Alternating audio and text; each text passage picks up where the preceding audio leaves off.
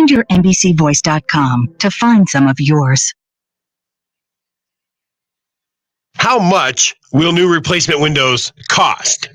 If you need new windows, that's your first question. Renewal by Andersen has a free 48-hour price quote line. Within 48 hours, a Renewal by Andersen design consultant can measure your windows and patio doors, discuss your style options, and then provide a down-to-the-penny price quote that they'll honor for an entire year, all within 48 hours of your call. Right now, save $250 on every window and save $500 on every patio door. Plus, get an extra 5% off your entire order. And that's with no interest for 4 years.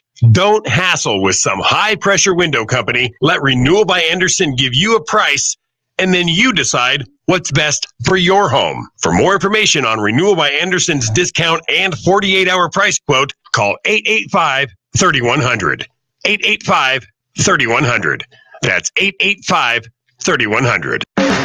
You probably don't think about your septic system every day, but it's still very important. Much like Congress, they're important too. And even when you're not thinking about them, they're doing stuff. Important, potentially expensive stuff, just like your septic tank. So to avoid damage and expensive repairs, pump it out once a year. Your septic tank. It's not that easy with Congress.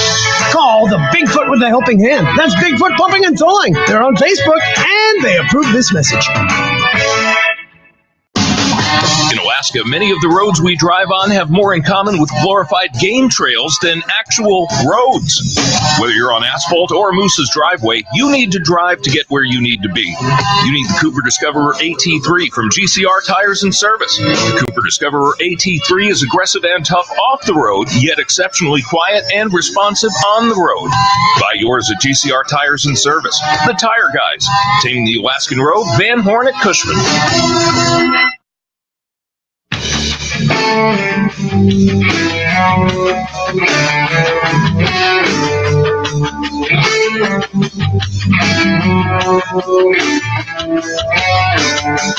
I lift my eyes up unto the mountains.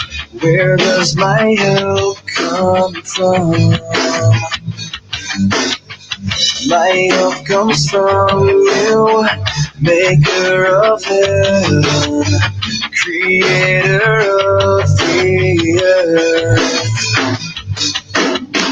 Oh, how I need you, Lord. You are my only hope. You're my only prayer.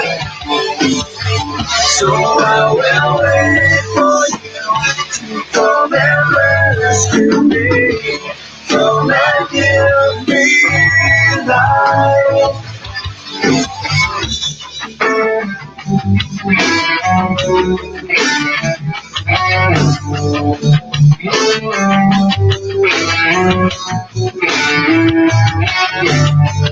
I lift my eyes up unto the mountains.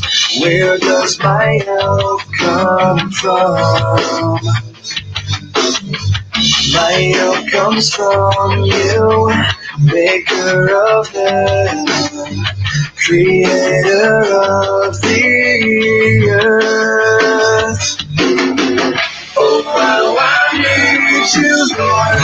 You are my only hope. You're my only prayer. So I will wait for you to come and rescue me. Come and give me life. I lift my eyes up. I lift my eyes up unto the mountains. Where does my help come from?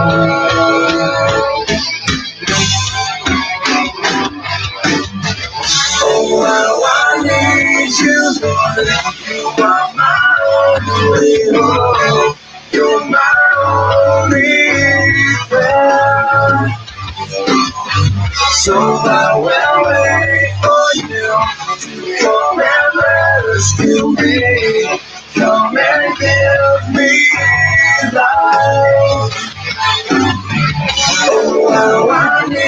you from my only hope.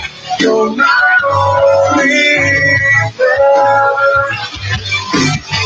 So I will wait for you to come and rescue me.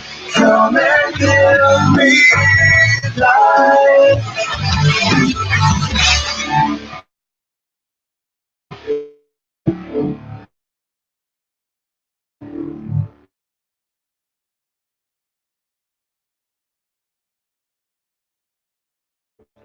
To Matt.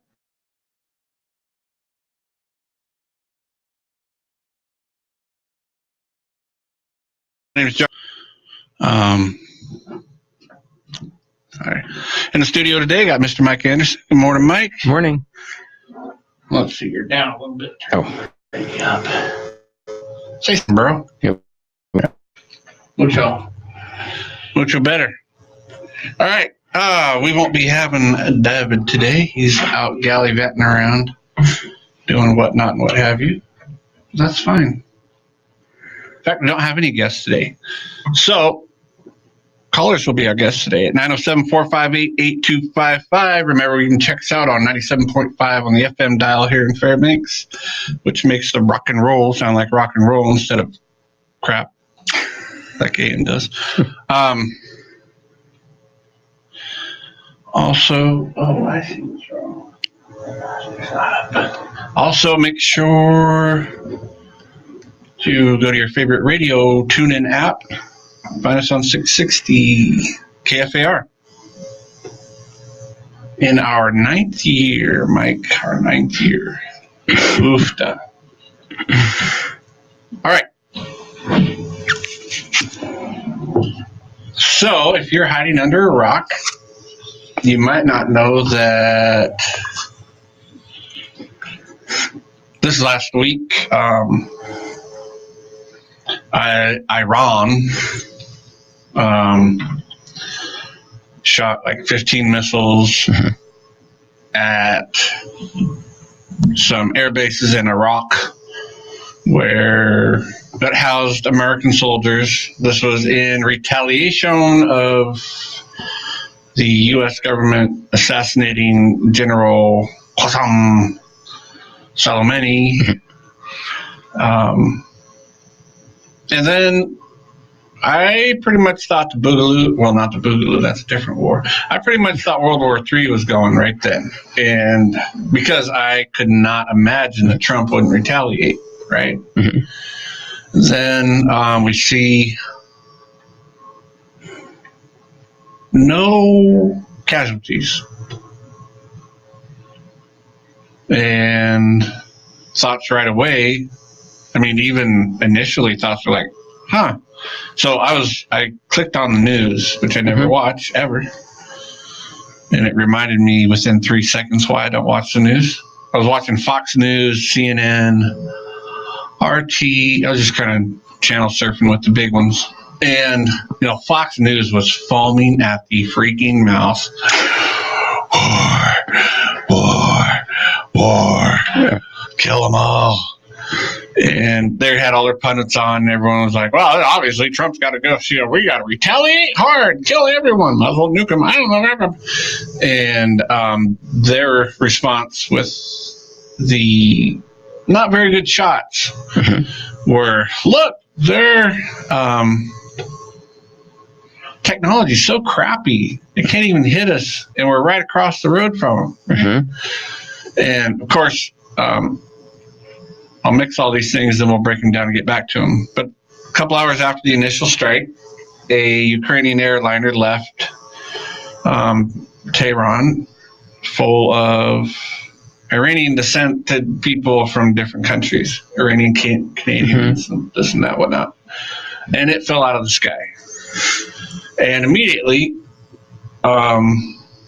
the government and Fox News was like, Iran shot it out of the sky. I was like, wait a minute. So there's a little bit of a contradiction there. They can't shoot a missile a couple hundred miles away and hit a stationary target that's massive, but they can shoot a plane out of the sky that's going 650 miles an hour. So I was like, that's a wait and see call. I made fun of them on Instagram for it, but it was because of the contradiction in the thing. And we find out later, Iran last night said yes. Yeah, they admitted to it finally. We shot it down, yeah. I was full of wonderful conspiracy theories, like, the U.S. might have shot it down, could have just fell down. And I also thought Iran could have shot it down. Those in war, the people that get hurt the most are innocent people. Mm-hmm. So, oh my gosh, Fox News, yeah, they were going nuts. They had all their ex-generals on, One good thing about the military, I guess, is that you'll have a job forever because you can be a Fox News analyst, Fox News expert, blah, blah, blah. And immediately the Democrats, they're like, we need to have a resolution to stop the war. Blah, blah, blah. Okay. Where were you the whole time Obama was bombing Libya and all these? Well, he's our guy. Well, yeah. We love our wars. We just don't like Trump's wars. That's one of the things that came to my mind was, the Ukrainian airlines plane gets shot down or crashes. And it turns out that the Iranians admit to shooting it down. Americans are upset. What are they upset over? The fact that they didn't get to kill Iranians and the Iranians did it themselves? Yeah, that's good point. Maybe. Yeah, maybe a war is a more convenient way to do it. I guess. So everyone had their fingers crossed. Fox, CNN, both had alerts that American jets were on their way to respond, yada, yada. Yeah, none of that was true.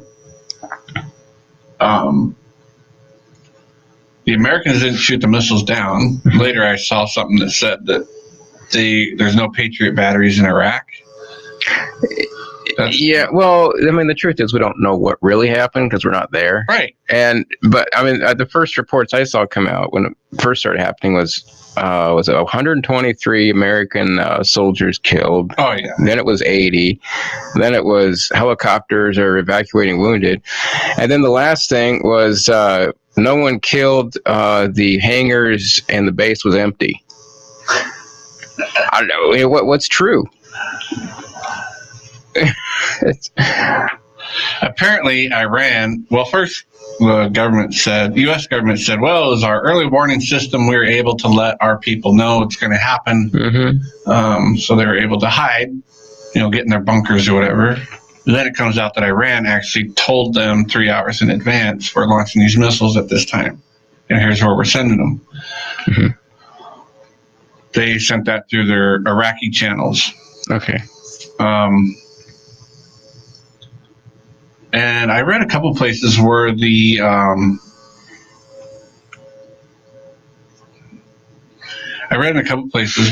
a couple U.S. administration officials acknowledged that too. Little game going on there. So the Trumpster the next day, of course, says, first, he's such a jackass. Oh, with his tweets. They were showing it on Fox News, and he's tweeting, everything's going great. This is wonderful. Like, what do you mean everything's going great? Okay, even though they missed on purpose or this and that, you don't tweet everything's great. Everything's not great, dummy.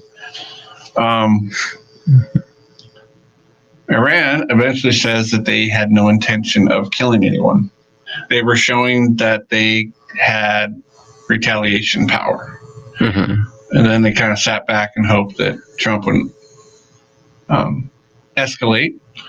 And then the word of the day, or the phrase of the night and the next morning, were off-ramp. Off-ramp. Every channel was using it. Every talking head was using it. It was Iran's giving Trump an off-ramp to de-escalate. And then you flick it. So that's CNN. Iran's giving Trump an off-ramp to de-escalate. Fox says Trump's giving Iran an off-ramp to de-escalate. So it's like they all I mean, we've said this. Everyone knows this. Everyone says this. They all get their marching orders from the same place. Yeah. CIA. There's no difference in any of the channels. It's just one side, mocks the Democrats. The other side mocks the Republicans just to keep Republicans and Democrats happy that the other person's. There's no, freedom of the press is important. But there is no freedom in that press.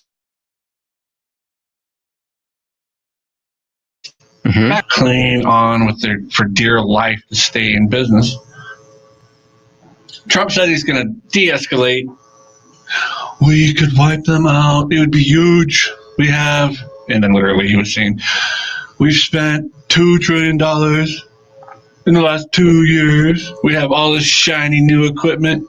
It's brand new equipment, and we could send it over there and blow that whole place up. It'd be huge. It's really shiny, really pretty new. I love it. It's pretty. It's brand new. But he's going to de-escalate and tighten sanctions instead, which yesterday I saw an announcement. They're sanctioning steel, a bunch of mineral, like steel, aluminum, things along that nature. And it just so happens they sanctioned a bunch of Chinese companies. I thought, that's funny. Trump's favorite go-to enemy, China. No matter where they are, they get sanctioned. So,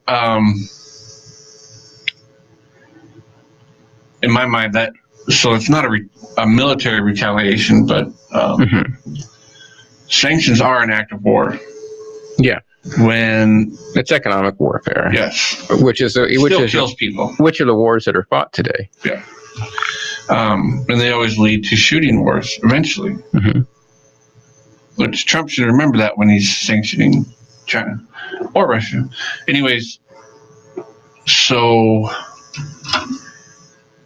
back to the sanctions. I just always think it's just amazing that people think, oh yeah, because all the talking heads of the government talking heads were all going on about, well, these sanctions, they're going to really encourage the people of Iran to rise up and take out Khomeini and blah, blah, blah. No, it doesn't. Well, never works. Yeah, well, there's I just caught this headline. I guess it's brand new. Let's see. Protesters in Iran demand Khomeini quits. And what, 4 of them? I don't know. It says, our enemy is right here. They lie and say it's America. And so they're upset about the downing of the airliner. Oh, okay. And I mean, the whole... It makes you wonder. They're right. It makes Their enemy is right there. They're right. They're right. Our enemy is right here too. That's right. The greatest enemy of any people is their own state. Right. I mean, that's just an absolute truth, really. The wonderful thing about our state, our government, is that not only is it our enemy, it's also the rest of the world's enemy. Yeah. They take first place. But I mean, it makes me wonder, though. I mean, the Iranians were targeting,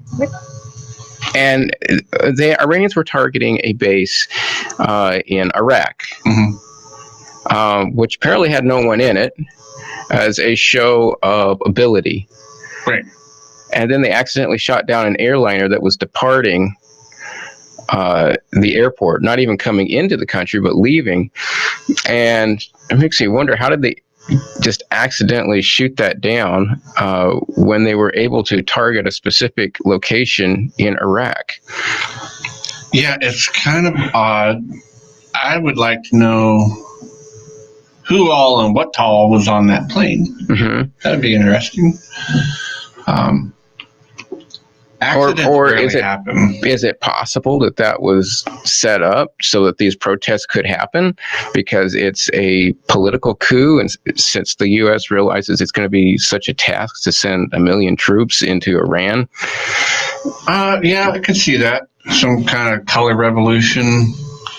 Right. I noticed, and I had not even heard about this at all, but Pompeo was going on and on about how they just killed 1,500 of their own citizens. They just killed it. So they had some kind of uprising recently, and they killed everyone supposedly. I don't know. I mean, I have nothing good to say for the Iranian government at all. I just say leave the Iranian people alone. I don't have anything good to say about ours either. Right. Yeah, it's in. I don't know if they're trying to coup. I don't know, because they've done coups in so many countries already. I mean, we know it's a standard operating procedure. Yeah. So I think a little bit harder in Iran. I mean, again, Pompeo, or right after Soleimani was killed, he said that the Iranians were dancing in the street, right? And said, "Oh, well, they're happy. Iranians are dancing all over Iran. They're just so happy we killed them." And then they show pictures of Iran, and there's like 10 million people at his funeral. It's like, Yeah, and then there's videos of Iranians crying. Why would Americans do this to us? And so, what is it? Propaganda. Obviously, a country has people on all different sides of their own political spectrum. But obviously, not everyone hated Soleimani. If anyone did, well, if anything, too, it rallied Iranians together against America, and a lot of Iraqis too. The Iraq Parliament last Wednesday, I think, or no, maybe it was the previous. I don't know, or Sunday. Iraqi Parliament told they had a vote and told the U.S. to get the heck out of our country. We want all your troops out of here. And Iraq just sent the request officially to Washington a couple yesterday or day before yesterday? I think it was 2 days ago. Yeah. And Trump, ever the peacemonger, said, "Hell no, we're not going anywhere." You don't understand. We're occupying your country.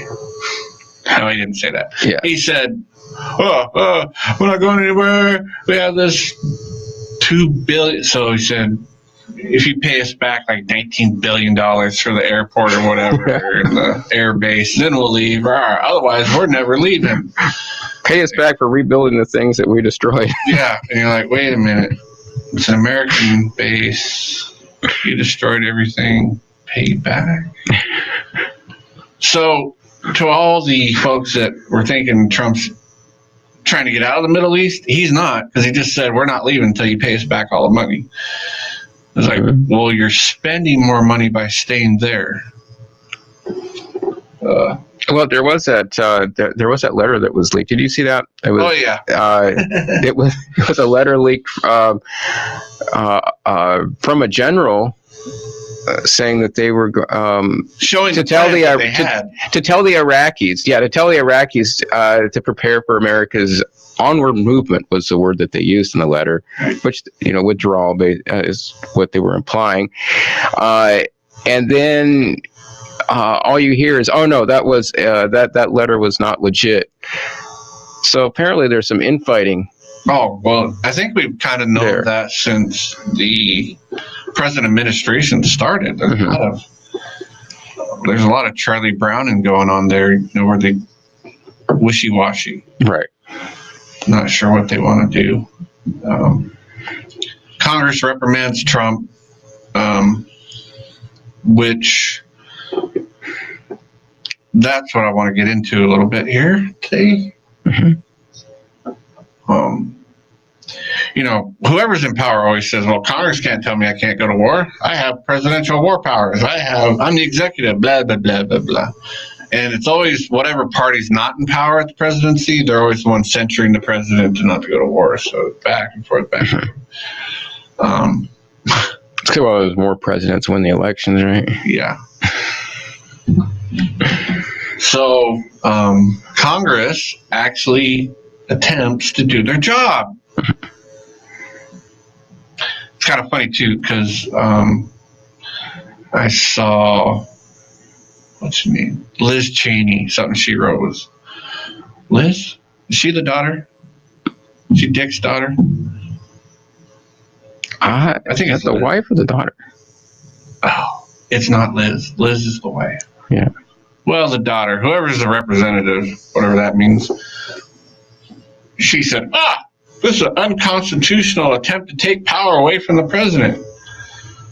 Wait, which constitution are you reading? I mean, where's my little in-house constitution here?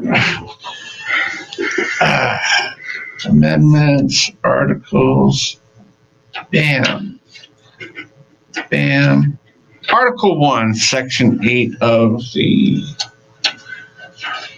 United States Constitution. Congress shall have the power. Now, we're not saying we agree with this stuff. We're just reading what they agreed to. Lay taxes. Article 1, Section 8.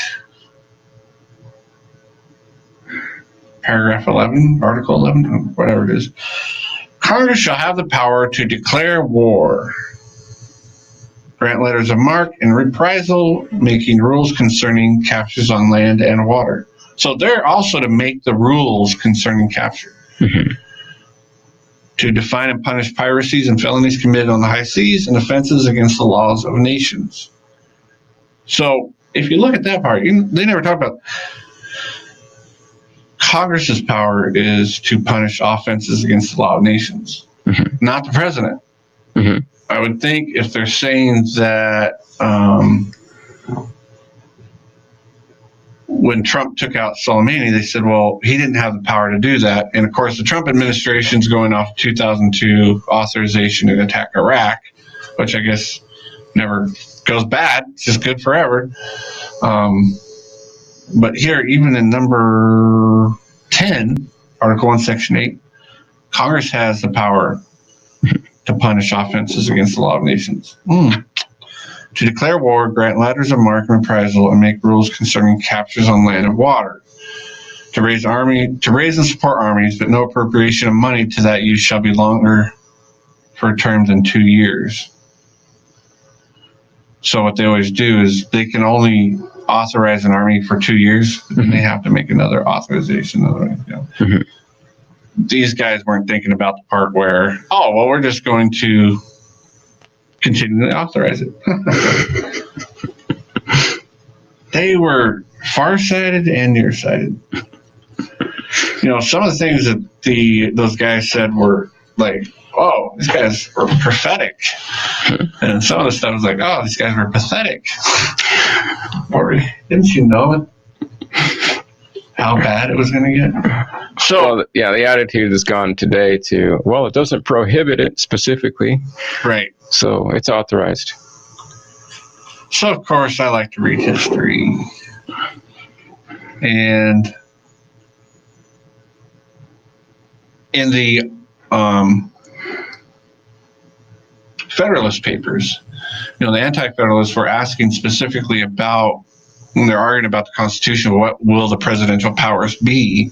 And the Federalists, probably more than they wanted to, had to really ratchet it down. Like, the president, he's just there to do what we tell him to do. Mm-hmm. And here's one of the things that Hamilton wrote in the Federalist Papers. The president is to be commander-in-chief of the Army and Navy of the United States. It would amount to nothing more than the supreme command and direction of the military and naval forces as a first general and admiral of the Confederacy, while that of the British king extends to declaring wars and raising and regulating fleets and armies, all of which the Constitution under consideration would appertain to the legislators. Congress shall have the power to declare war, the plain meaning of which is that it is the peculiar and exclusive duty of Congress when the nation is at peace to change that into a state of war. So I mentioned this to a few folks on Instagram, and the media was like, Trump wasn't declaring war.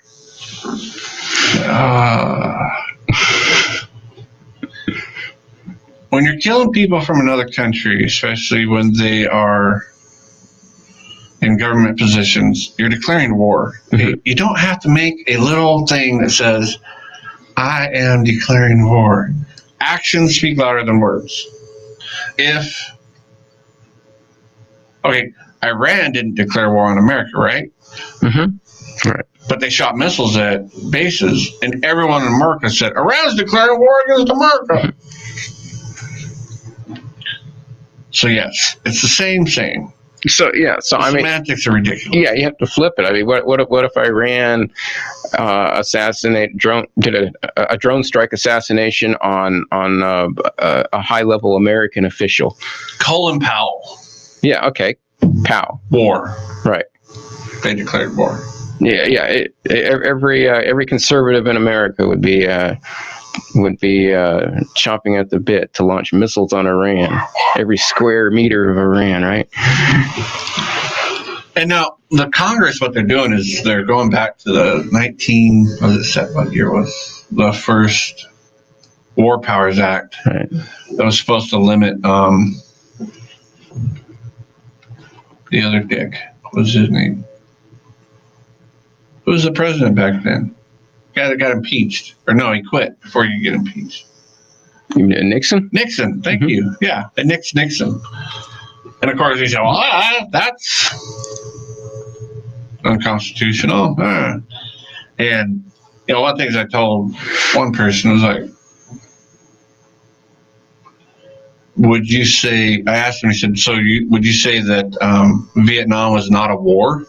Because we never declared war in Vietnam. It was only a police action. But we call it the Vietnam War. Right. Everyone considers it a war. So it doesn't have to be, again, semantics of writing out a piece of paper that says, we declare a war for it to be war. Okay? Good grief, retards. Quit being stupid. I mean, the extent that people go to justify their guy is ridiculous. It's just like I was reading some stuff in this comment section on a article I was reading, and this guy was going, I'm sick and tired of people saying that Trump was a draft dodger. All of his deferments were legitimate. And if you really want to talk about a draft dodger, that was Bill Clinton, because his deferments were the same as Trump's. He didn't put that part, but his deferments were the same as Trump's. They were in school. Yeah. So he likes Trump, so Trump's deferments were legit. Mm-hmm. He doesn't like Clinton, so his deferments were lies. Mm-hmm. And then I saw a Vietnam vet actually wrote in there. He said, I was over there, and Trump, Clinton, Sanders, and who was the fourth person? Biden. All got deferments, right? Or no, he didn't say, not Sanders. Biden was one of them. I don't remember. Romney? Romney, thank you. Yes. They all got deferments. Right. And he said they could have volunteered to go. They got deferments. He said, I have no problem with people getting deferments. What I have a problem with is these same people are in power now sending my kids to war. I was like, oh, nice. As Ron Paul used to call them, the chicken war hawks, the war chicken hawks, whatever. A bunch of chickens. I remember when at the debates and the Newt Gang Gingrich was saying how he was the most qualified to be president because his father fought in the war. And I was an Army brat, and I know the sacrifices of war because I had my father in there, and I had to. He never went to war. And Ron Paul was only like, hey, I volunteered. What are you talking about? I didn't get deferments. Ridiculous. Anyways, if you want to join us, we're at 907-458-8255. I got a little more I want to talk about with the war powers, presidential war powers versus, and not to bore people with constitutions, because that bores. Actually, real constitution is kind of fascinating because they're not all bad. They don't have to be bad. Ours is bad, but there's too many people out there that don't understand. Presidents don't have the authority, legitimate, to start wars. Neither does Congress, if you want to talk about legitimacy. But, everyone knows some neocon, conservative, or liberal, warmonger, Christian, whatever, and depending on who's in power, they're going to say, well, he has the right to blah, blah. Mm-hmm. So arm yourselves with the truth and destroy their arguments. That's what it's all about. Yeah, and as far as legitimate reasons to go to war, there wasn't even that. Pompeo was. Did you see the quote from Pompeo? I think it was yesterday or the day before it came back that he lied. They stated, and this was. Okay, yeah, we'll get to it later then. Let's take a phone call. 907-458-8255. But I'll let you pick that up, Mike. Hello, caller, you're up first. Hey. Morning. Morning, this is Rick. Hi, Rick. Hey, that's funny, Mike. That's exactly what I was calling in about. Oh, yeah. It was Pompeo lying. The spelling, that guy is an interesting character. The spelling of his name is just like, well, as far as I know, it's pronounced Pompeo in the old Roman. He was one of the triumvirate, Julius Caesar. And that's who this guy reminds me of. He's so pompous. Oh, yeah. He is. and such a liar. And it's like, I couldn't, as soon as I heard him, before he even admitted that he lied, of course he had that CIA or that deal where he was in front of that group and he said, oh yeah, I was director of the CIA and we lied, we stole, we cheated. You know what I'm talking about. Yeah. Uh-huh. Pretty popular deal. It's like, how can anybody believe a word out of their mouths in any way, in any fashion? Yet Americans are sitting there, tweeting and doing all this stuff. Oh yeah, let's go. Let's nuke those Iranians. Well, we have to believe it because Pompeo said it. I mean, it's like, I know it's been 18 or 19 years ago, but does anyone remember Powell sitting there with the little white vial of so-called anthrax and saying, and it's just been over and over. It's just one lie after the other. And it's like, I much more believe the Iranians than I do our own government. I do too. I mean, and I know they're just as bad. They murder people, et cetera, et cetera. Yep. But, they did come out and actually admit that they shot that airliner down. The United States still, to this day, has not admitted that they shot down the Iranian airliner back, what was it, or he does the A800, right? For that matter. No, they won't. They'll never admit a mistake. And I read the New York Times article this morning that the general that was in charge of the missile battery or whatever that shot that plane down has said he wished he was dead and he'll take whatever punishment comes his way. Oh, and they're going to. He will be punished, yes. Yeah, they will. But try finding an American general that ever says that. No. They go down the ladder. Oh, see that peon? Take him out. Yep, he did it. But yeah, that was the other thing. There was Daniel McAdams posted an article about that. Pompeo went on Laura Ingram's show and flat out admitted that he lied. Yeah, about the imminent attack and all that stuff. Used as justification for murdering Soleimani. Yeah, that was a great article too. Yeah. On Target, you guys talk. I'm gonna. Did you see? Speaking of that, though, did you see this morning on Lou Rockwell? There's an article by Karen Kwiatkowski. You know who she is? No, I haven't seen the article. Yeah, wasn't she a? She was a colonel or something like that in the Air Force, I think, at one time, and she also ran for some position, I think, in Virginia.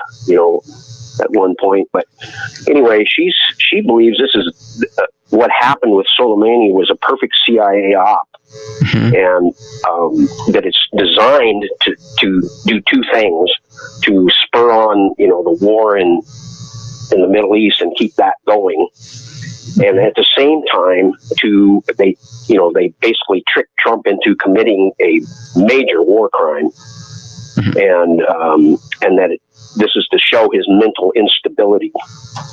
and have him replaced by Mike Pence. And this is the way the CIA, the deep state, basically is using all their losses. The things that they haven't been able to get Trump any other way with RussiaGate, with all these other things. They've been the impeachment, etc. None of that's worked. So it's like, what do you do with the leftovers from that? And this is what the CIA is doing. Supposedly Gina Haspel, the director of the CIA, and her number one, Jose Rodriguez, are meeting continuously with Mike Pence, bypassing Trump. Oh, okay. So, there's indicators that this is in the process and that they're going to get rid of him. Interesting theory, anyway. Yeah, well, and apparently the Iraqis just arrested a worker at the Baghdad airport who tipped the Americans off on the location of Soleimani. So, who did this stuff? The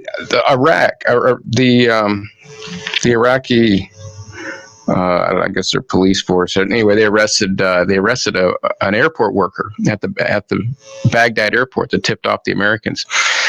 And so, really, the Iraqis aren't happy about what happened.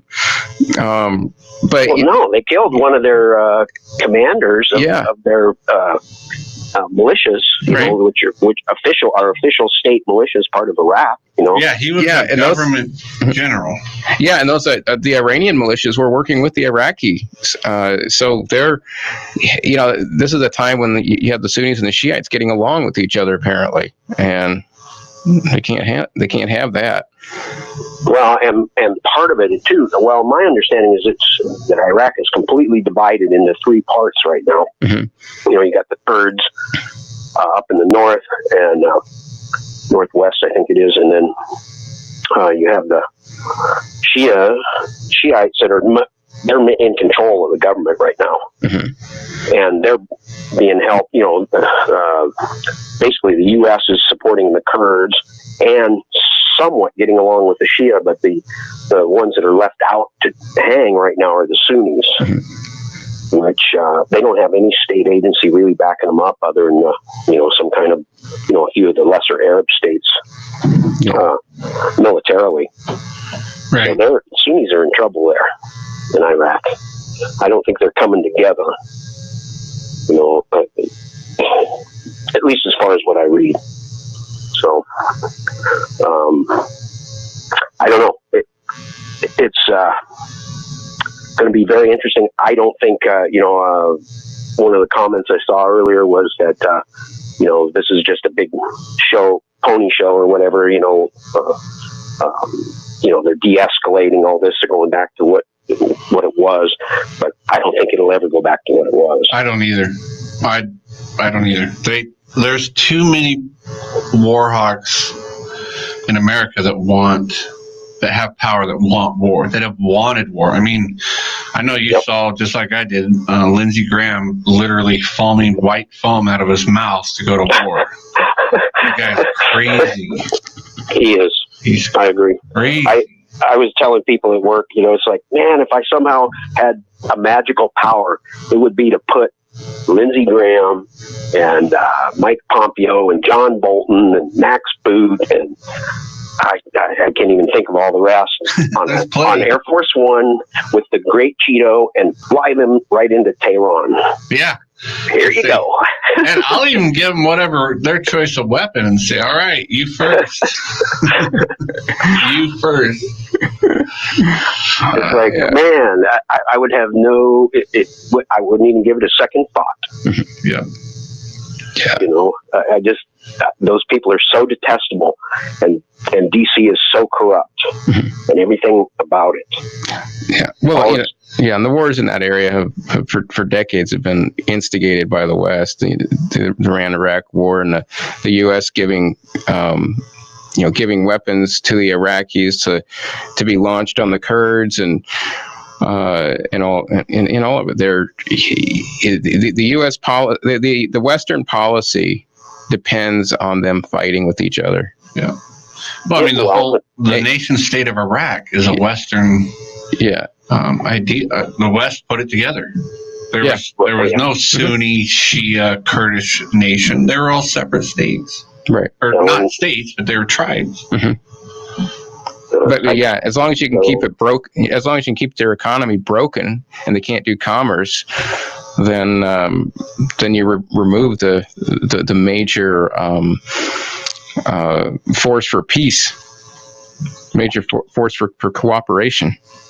Well, that, and right now, it was always, I think when George Bush went in there and all that, remember they were saying it was for oil. Yeah. What was it? Something, it was an acronym, and they weren't supposed to use it. Something about liberation. It was an acronym. It spelled oil. And it was like, they had to stop this. It was the press secretary. George Bush's press secretary kept saying it all the time. And it's like, no, it's not liberation, or gosh, I can't remember what the acronym's for.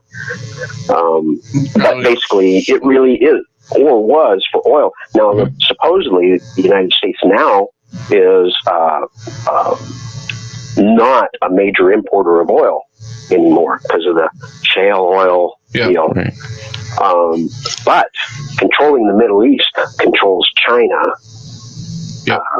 basically, because huge. China's major oil supply is from the Middle East as well. Right. Yeah, it goes way beyond being energy independent here in America. It's control the world. It's also about controlling the exports out of Russia and China too. Well, you get to manipulate the market. You have the monopoly. Yeah, because they want the oil lines or the gas lines going into Europe, supply Europe, and that provides them money. I just don't know how we can get rid of the neoconservatives. They seem to be totally in control of our country. Yeah, of our state. The one good thing about it is that they're all old. They're going to die sometime. And but what's following? What's following? And I was expecting that follow up. What's following them is not nearly as conniving or as smart. The people that are following behind them are dumber than a box of rocks. They don't even know how to articulate what they feel unless they're literally quoting Pompeo or Bolton or so idiocracy, basically. Yeah, I really believe that. So I did a little thing on Instagram the other day making fun of Mark Levin. And all these guys are like, he's the smartest guy in the world. He's like, you need to listen to him. He knows everything about the Constitution. No, he's not. He's a Zionist neocon. He didn't care. He didn't know jack crap. Tom Woods and him had a little spat a while back. Oh, really? Yeah. And Woods took him to the wood shed. And Levin just finally like, I'm done here. He's below me. And Woods is like, hey, anytime, any place, let's debate. And he said, well, make it specific. Let's debate presidential war powers. You name the place, you name the time, whatever's convenient for you. And Levin that was the end of the conversation. He never wrote. They were having a back and forth until Woods said, let's have a debate. And then Levin quit. Because Woods would kick his tail. Yeah, I would think so. Woods doesn't have a propaganda. Well, because just has the truth. Because Levin is a neocon, and he cherry picks the Constitution. Yep.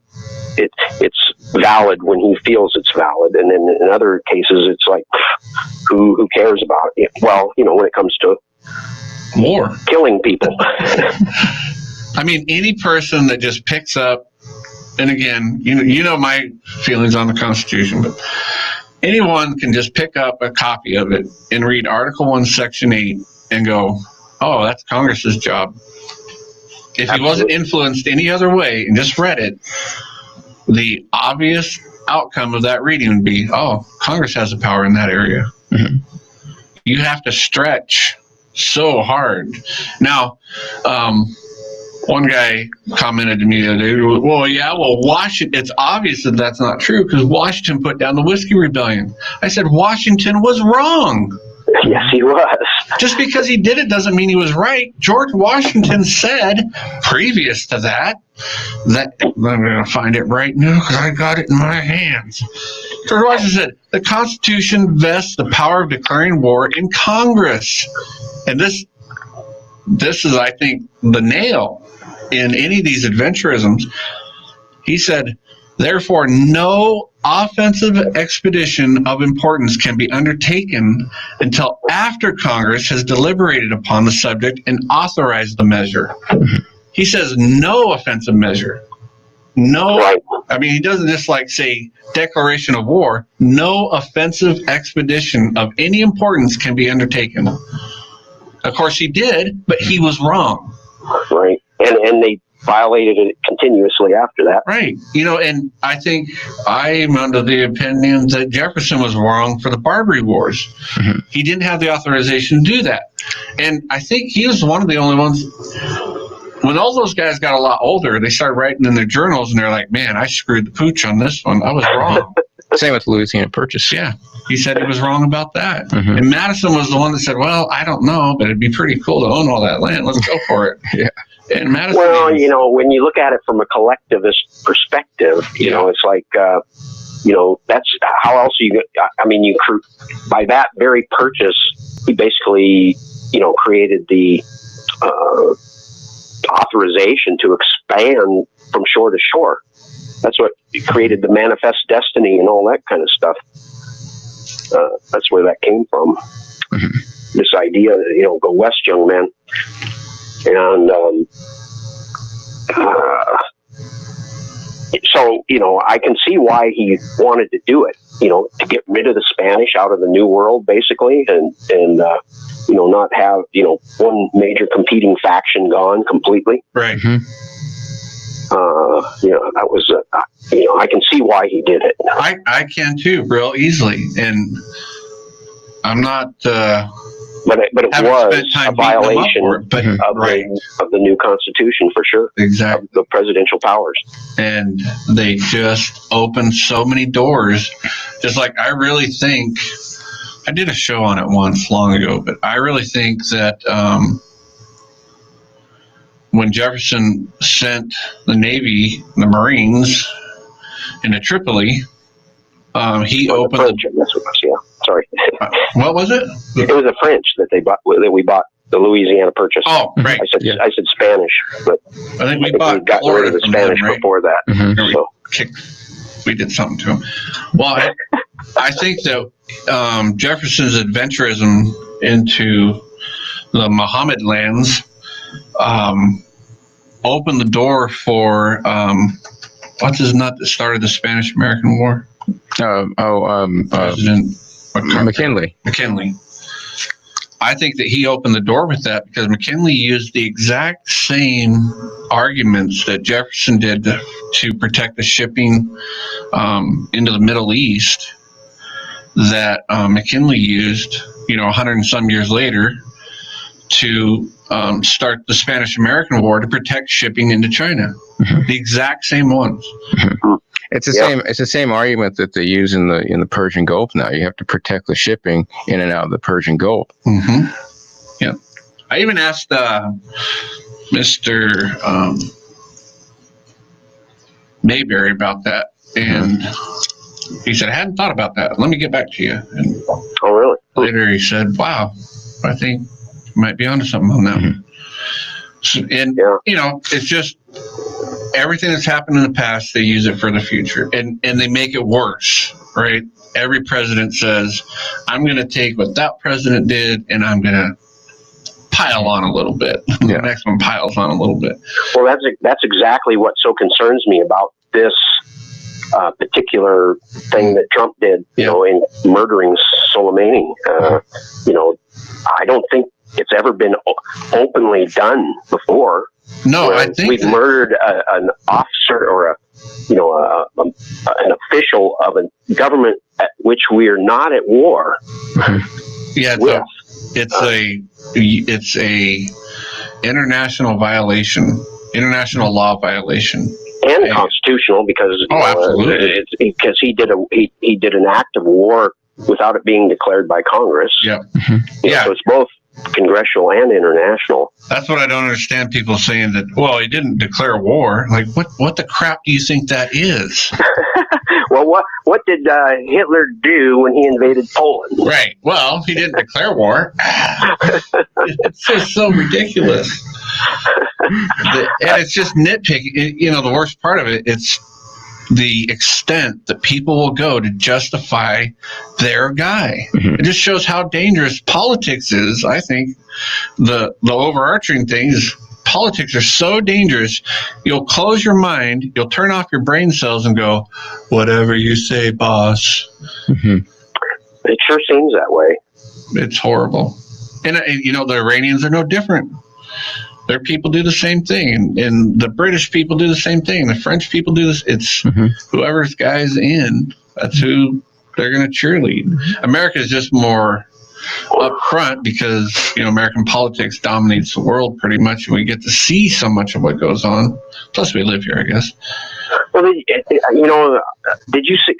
That's just one of the things I don't understand. Well, it's to drive the military-industrial complex. Yeah. But the reason they did this, did you see Rand Paul's comments?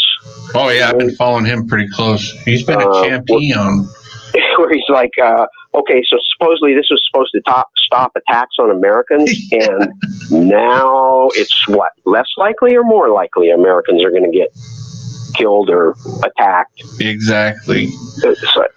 And even their reasoning for killing Soleimani's changed like 10 times since in 1 week. And now the latest one is Trump's like, I think it was like, I don't know, maybe there's like 4 embassies are going to attack and all that. Anyway, Rick, you can either hang on if you want, but we got to take the... Oh, I'll go, guys. It's fun talking to you. And let somebody else get on. And this topic has really got me going, I got to say. So right on. Enjoy it. Enjoy the show. Love you guys. Talk to you later. Thanks for calling, my friend. Love you too. Bye. Thank you. All right, we'll be right back. Protests in Iran for the downing of that airliner. I'm Joe Giro, Fox News. After days of denying responsibility, Iran admits it accidentally shot down the Ukrainian airliner. Iranians taking to the streets in protest. Well, Iranian leader Ayatollah Khamenei, as well as President Hassan Rouhani, have now both expressed condolences over the 176 people killed, but that has failed to calm the angry Iranians. In Tehran, thousands of people poured into the streets to blast their government's actions, chanting for their country's leaders to resign. Many Iranians asked why authorities did not close down the country's airspace at a time when they would have been on high alert for retaliation after those missile strikes. That crash has now fueled anti-government sentiment after months of large-scale anti-government protests. Fox's Benjamin Hall, the EU Aviation Safety Agency, finally issuing a warning to European airlines to avoid Iranian airspace. President Trump continues to defend the airstrike that killed a top Iranian general, saying it was necessary because of imminent threats of attacks on U.S. embassies. The president says when it comes to Iran, the threat remains real and that his ultimate goal is simple. I don't want people having nuclear weapons because they'll use them. I don't want people having nuclear weapons. That's my biggest thing. On Friday, the Trump administration announced additional sanctions against Iran. It's going to be targeting Iran's economy, specifically the construction, the manufacturing, textiles industries. Fox's Mark Meredith.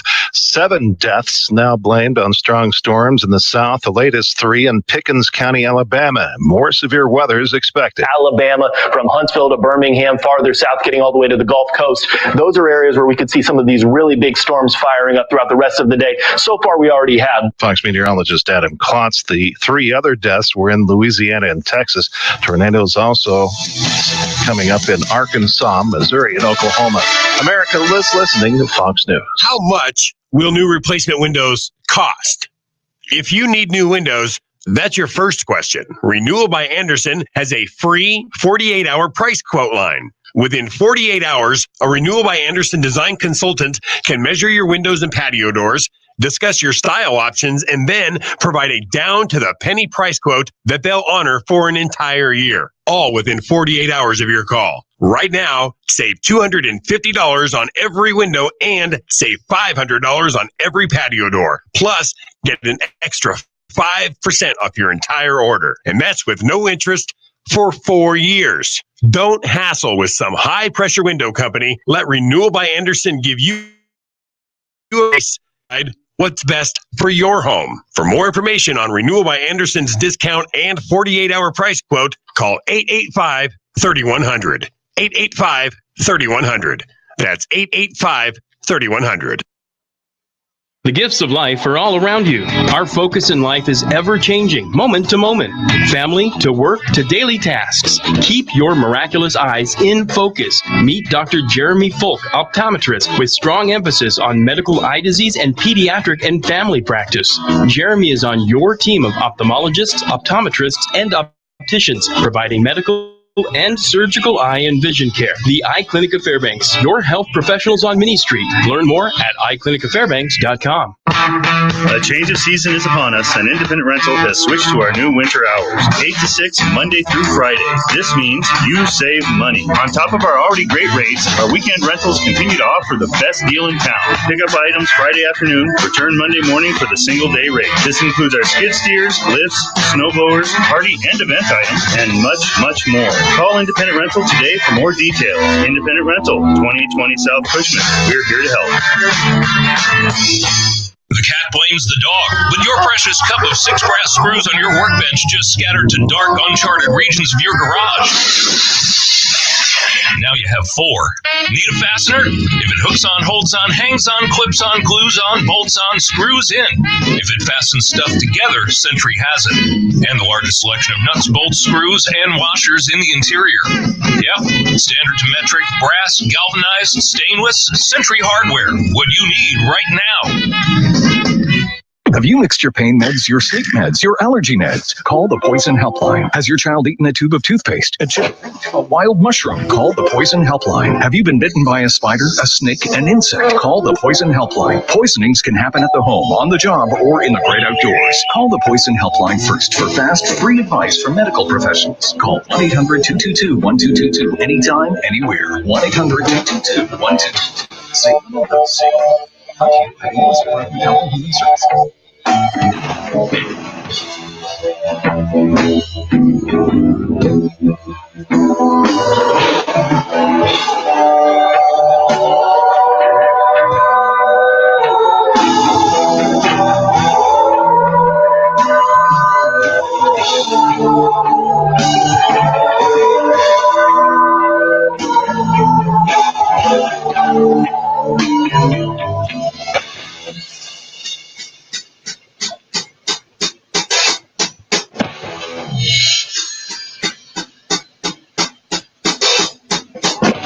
Generals gathered in their masses,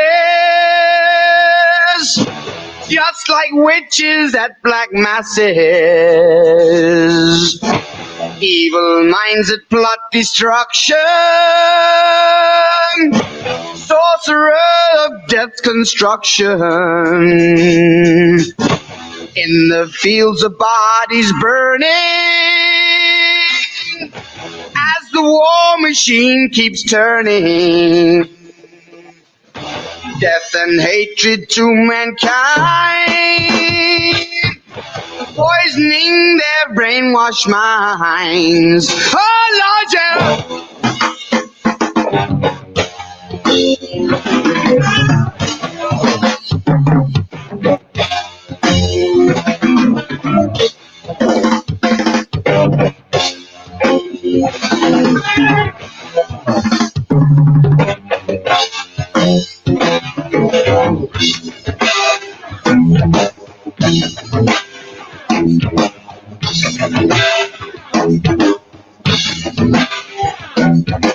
Politicians hide themselves away. They only started the war. Why should they go out to fight? They leave their all to the poor. Yeah.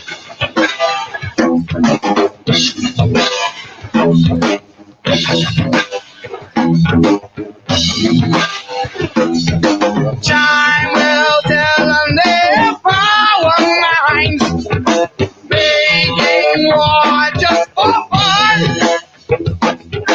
Treat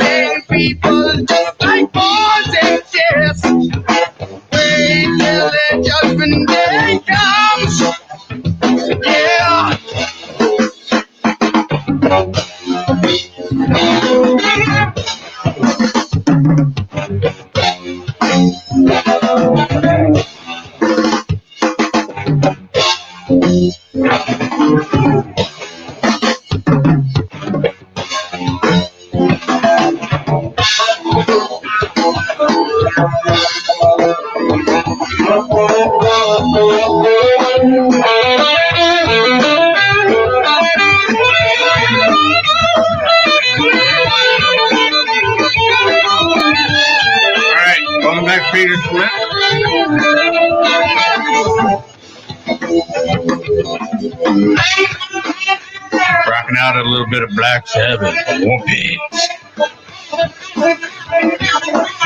Who would those war pigs be?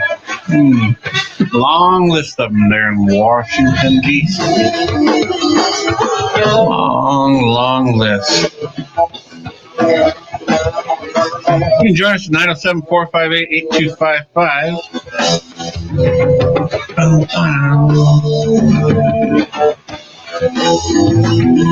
I was just reading this, obviously a Trump lover here. It's fine.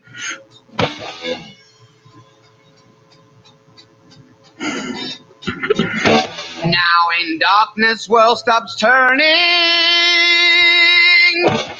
As you This is on one of my posts about presidential powers.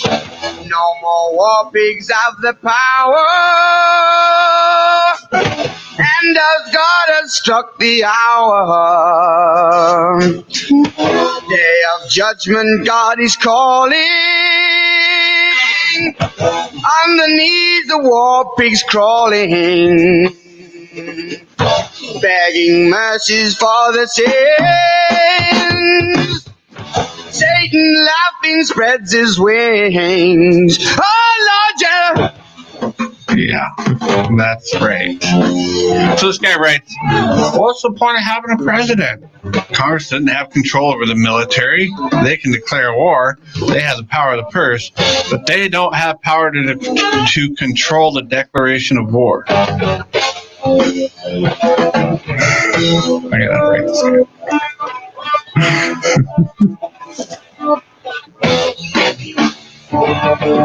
I gotta write this guy right now. This is dumb.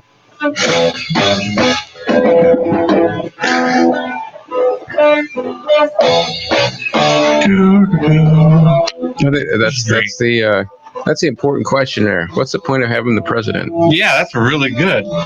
What's the point of having a street mugger? Congress can declare war, and they have power of the purse, but they don't have the power to control the declaration of war. The president has that power, and he uses it well.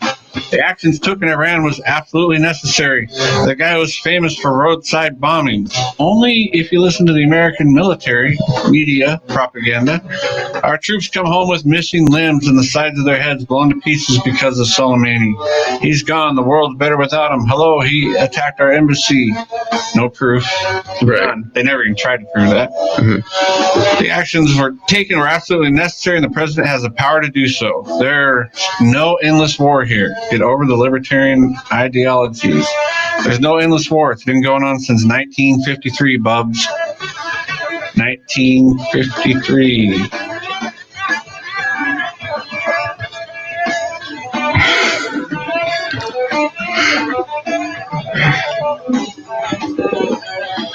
Oh, this guy's burying himself.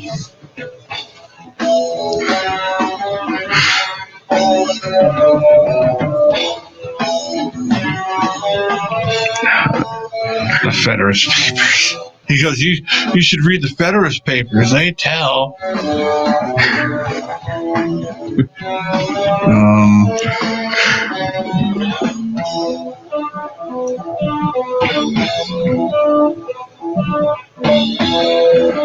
Anyways, it's just nonsense. So, one guy I like to look to when it comes to constitutionality stuff, because he was the guy that wrote it. Mm-hmm.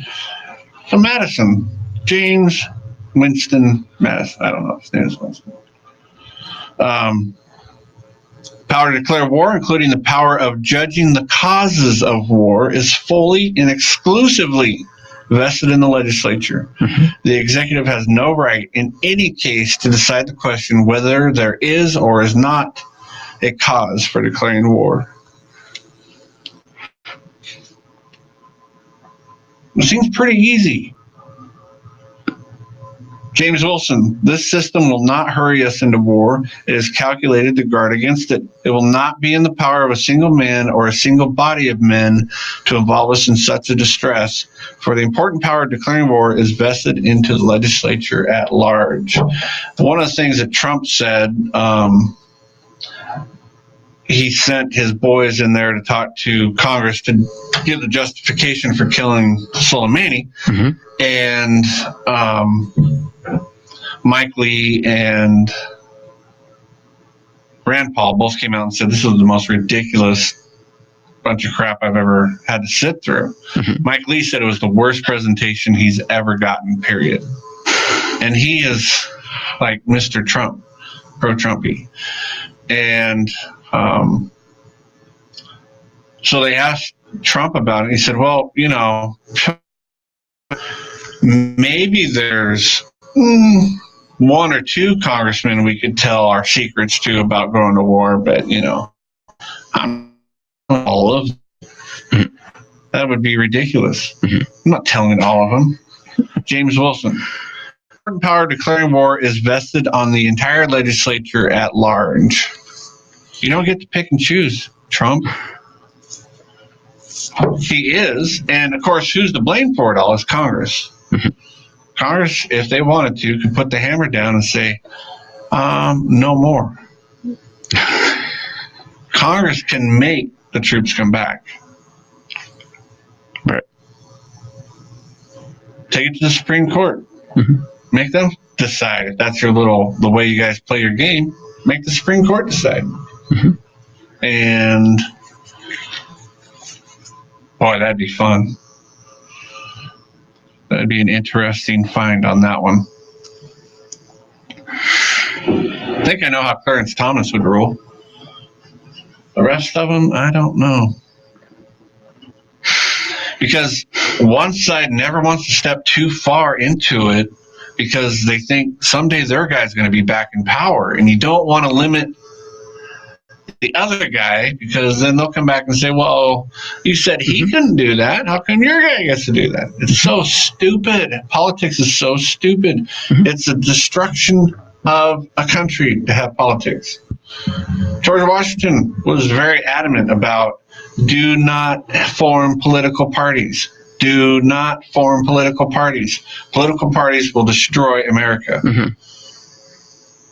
No, they call it political science, and what is it? It's politics is the science of turning people into enemies who would otherwise be friends. Yep. And just a few short years after he said that, you get John Adams in there. He passes the Alien and Seditions Act, and political parties were formed because Jeffersonians said, So they started the Democrat Party. Right. Which has no similarities, nothing to do with what the current Democrat Party is now. Yeah, you have to create sectarianism. Right. And how well of a job it's done to divide and conquer Americans who, you know, there's a reason you can have your Thanksgiving dinner and the thing they say you can't talk about is politics and religion. Politics is always first. They never say religion and politics. They say politics and religion because you don't talk. Why? Because you can be having a nice time cutting into that fat, dry turkey and someone mentions politics, family hates each other. Yeah, well, even if the really funny thing is when they're having a civilized discussion of politics, especially if there are two different parties together, you're having the civilized discussion of how you're going to rob and pillage the other guy. I don't know, how does this work? I think my mercenaries should steal 50% of your labor, not just 30%, but you're still my friend. I think you should go to prison for 10 years if you don't pay your taxes properly, but I'm still your friend.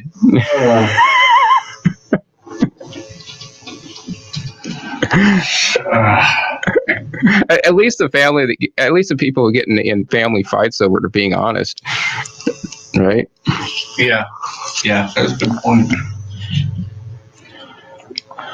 Now, whenever we get together, Mike, we all say you come over, Dave, Luke, any of our friends, Claudio. We can talk about politics. We never get mad at each other. Right, because we're never talking about how we're going to pillage each other. We need some relaxing music, otherwise we're going to start breaking this control board. Hey, let's go to a call. 907-458-8255. We'll have a little Vivaldi, the Four Seasons, in the background, so you can relax in these times of great anticipation. Hello, caller. You are up. Good morning. Good morning. Good morning. Well, it sounds like your conversation's getting a little dry, so I thought I'd give you a call and ask you to look up our forgotten founding fathers so we can find out what's happening in today's panoramic of political discord. How about George Mason? How about our in part First Amendment author Fisher Ames and what he had to say about all these groups and how they behave under pressure. He had quite a bit of writing. He was President Washington's good friend. Yeah, go ahead. Well, I'm just broaching the idea maybe you could get more educational. He was an officer in the Revolutionary Army, though he saw no duty. He was also a school teacher and an attorney. And I think younger people would be quite amazed, and people in general, if they were aware of his insights. And of course, he was a big proponent on the educational system that would eventually propel this country beyond its wildest beliefs until the socialists and communist Marxist atheists pulled a coup over the educational system, June 24th, 1962, when thereafter, instead of defending the consciousness of the kids, President Kennedy was pointing up to the moon, distracting everybody, and then bang, he got it. And of course, he should have been filing appeals to preserve our educational system from the coup that took place. Now look what they're teaching in the public school system. By the way, I think I've got the economic answer. Defund? I think I've got the economic answer. Yes, defund. Yeah. If parents will take their kids out of the public school system, then they'll have to close these absorbent, subversive machines, violating the consciousness of the kids. No one's speaking up for the kids.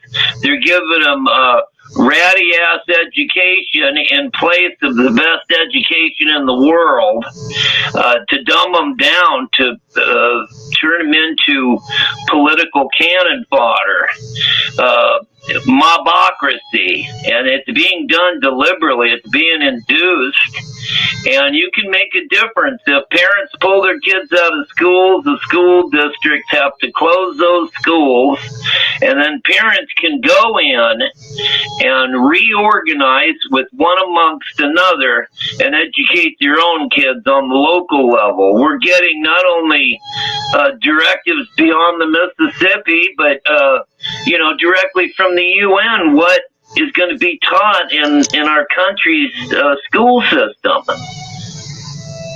Yeah, I wholeheartedly agree. I mean, take your kids out. So dig up and read up all about Fisher Ames and share it with the folks out there. It's kind of a homework assignment for you, too. And what about the 90-10?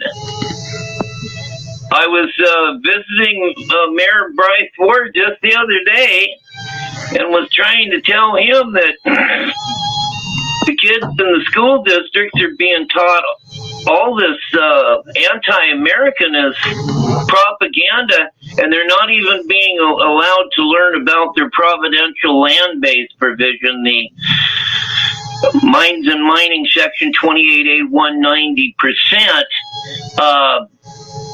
And now they're trying to suggest that, oh, well, that's been acquiesced. And all the folks out there, all Alaskans, they don't even know about this provision. And I think it would also be of a high interest note to Alaska's indigenous Aboriginal native-born Alaskan Americans born after December 18th, 1971. There's no communication, coordination, collaboration amongst the local leaders unless it's to promote this usurpation. Look at the facts. North Pole, the city of Fairbanks, and the Fairbanks North Star Borough passed resolutions that inspired 50 across the state and also encouraged the state to reaffirm our 90-10. And then they never even held one meeting. This is under Mayor Bryce's watch as he's parading for the P2P particulate, you know. That's more important than you and your children's tangible land-based inheritance. This Section 28A190% pertains to all federally designated lands in Alaska. Any extracted or developed resources coming out of those lands, this royalty is to go to Juneau and be dispersed from there throughout the state. That's what this mayor in Anchorage is asking for. Why don't we cut the PFD, which is not really related, but he's suggesting cut the PFD and give it to communities, and that's what the 90-10 was for. So there's just not enough intellectual discussion by you guys. You get on there and you down everything, but you're not, I don't think, educating enough.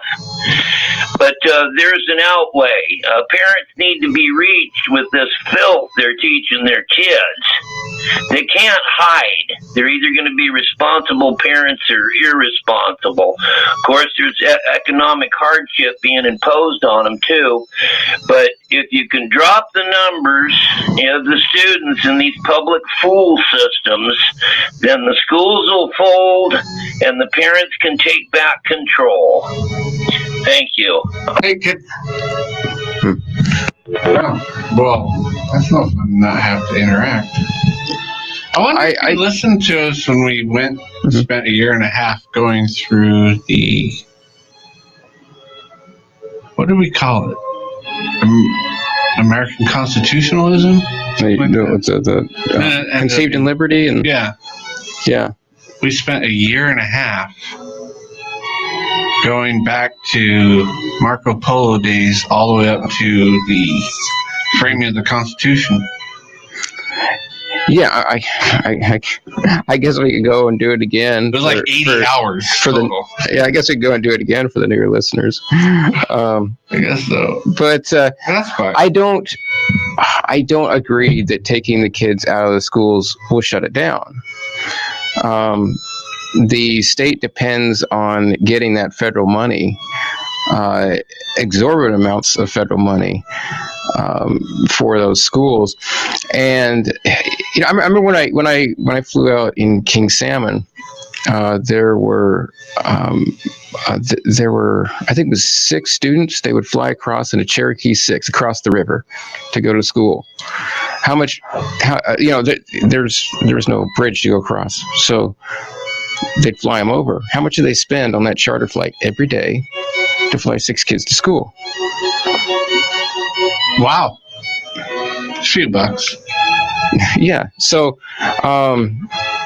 you know, the average used to be something like $60,000 a student a year out in some of the villages, but they still get the money for that. It doesn't get defunded because there's only a few students there. You could have 5 students in your public school that can hold 450.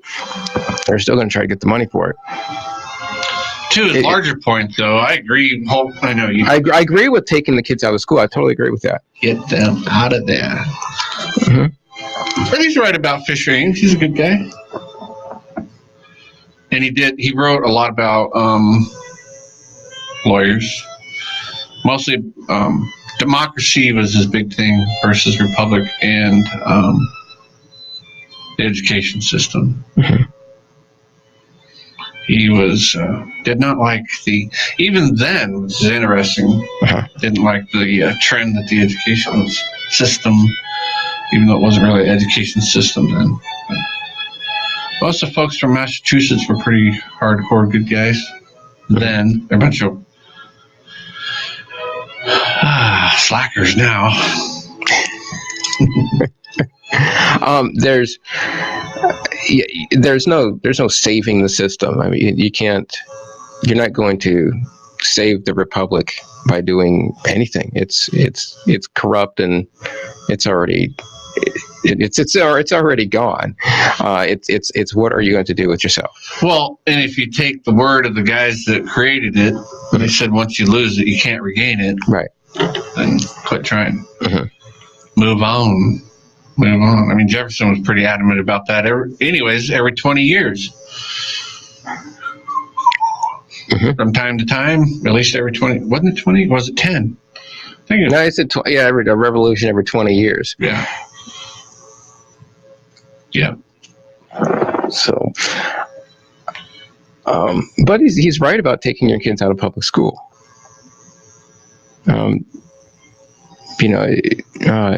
That's where you have control.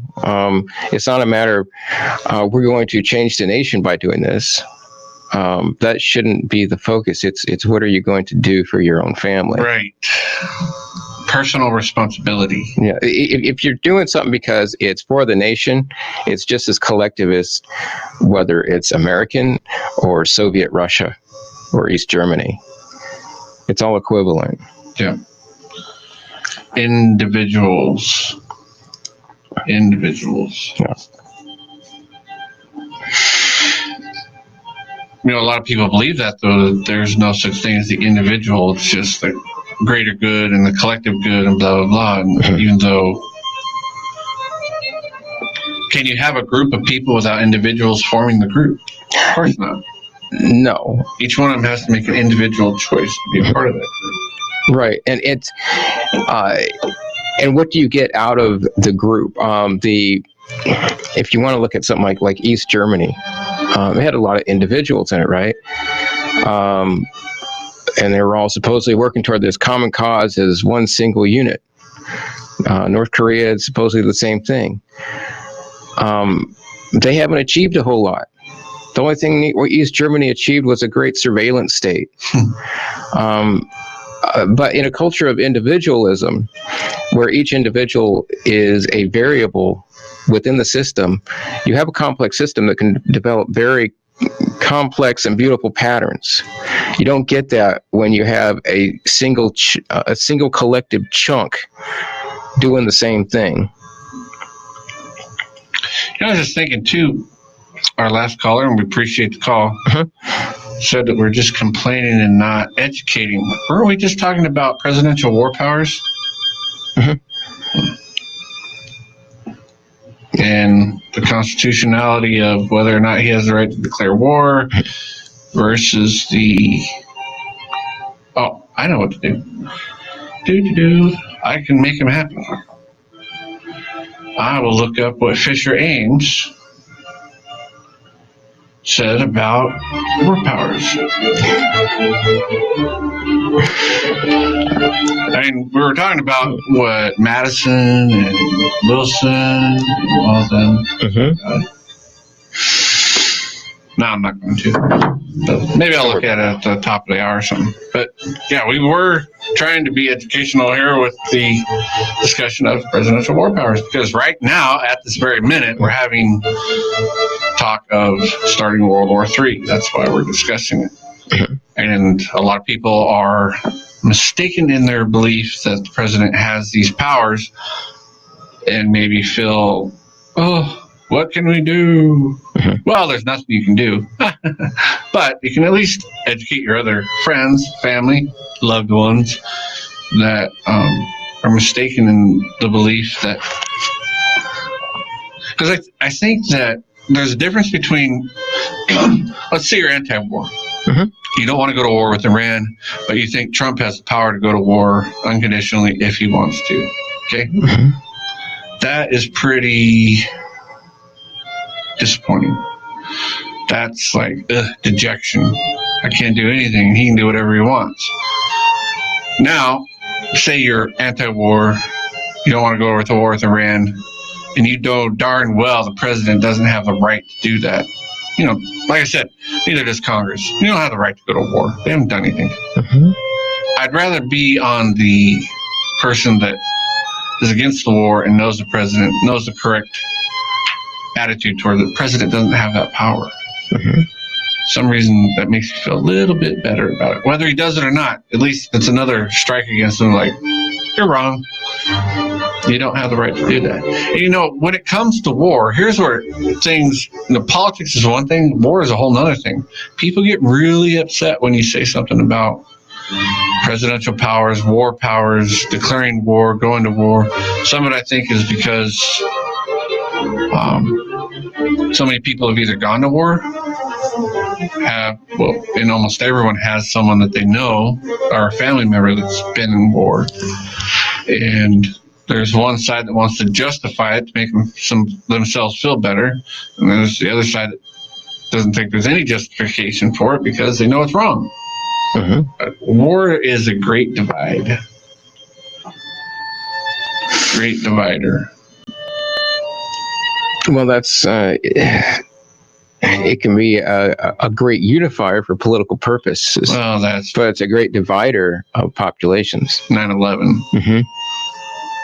When you had the Democrats and Republicans standing on the white or the house there, and what were they singing, Kumbaya or something like that? I don't know. They were singing something right after 9/11. America the Beautiful or something. I don't know. What a joke. Bunch of jokers. The whole time really all they were doing was just scratching their pocketbooks because they're like, oh shoot, you're getting ready to fill up, you little darling, you.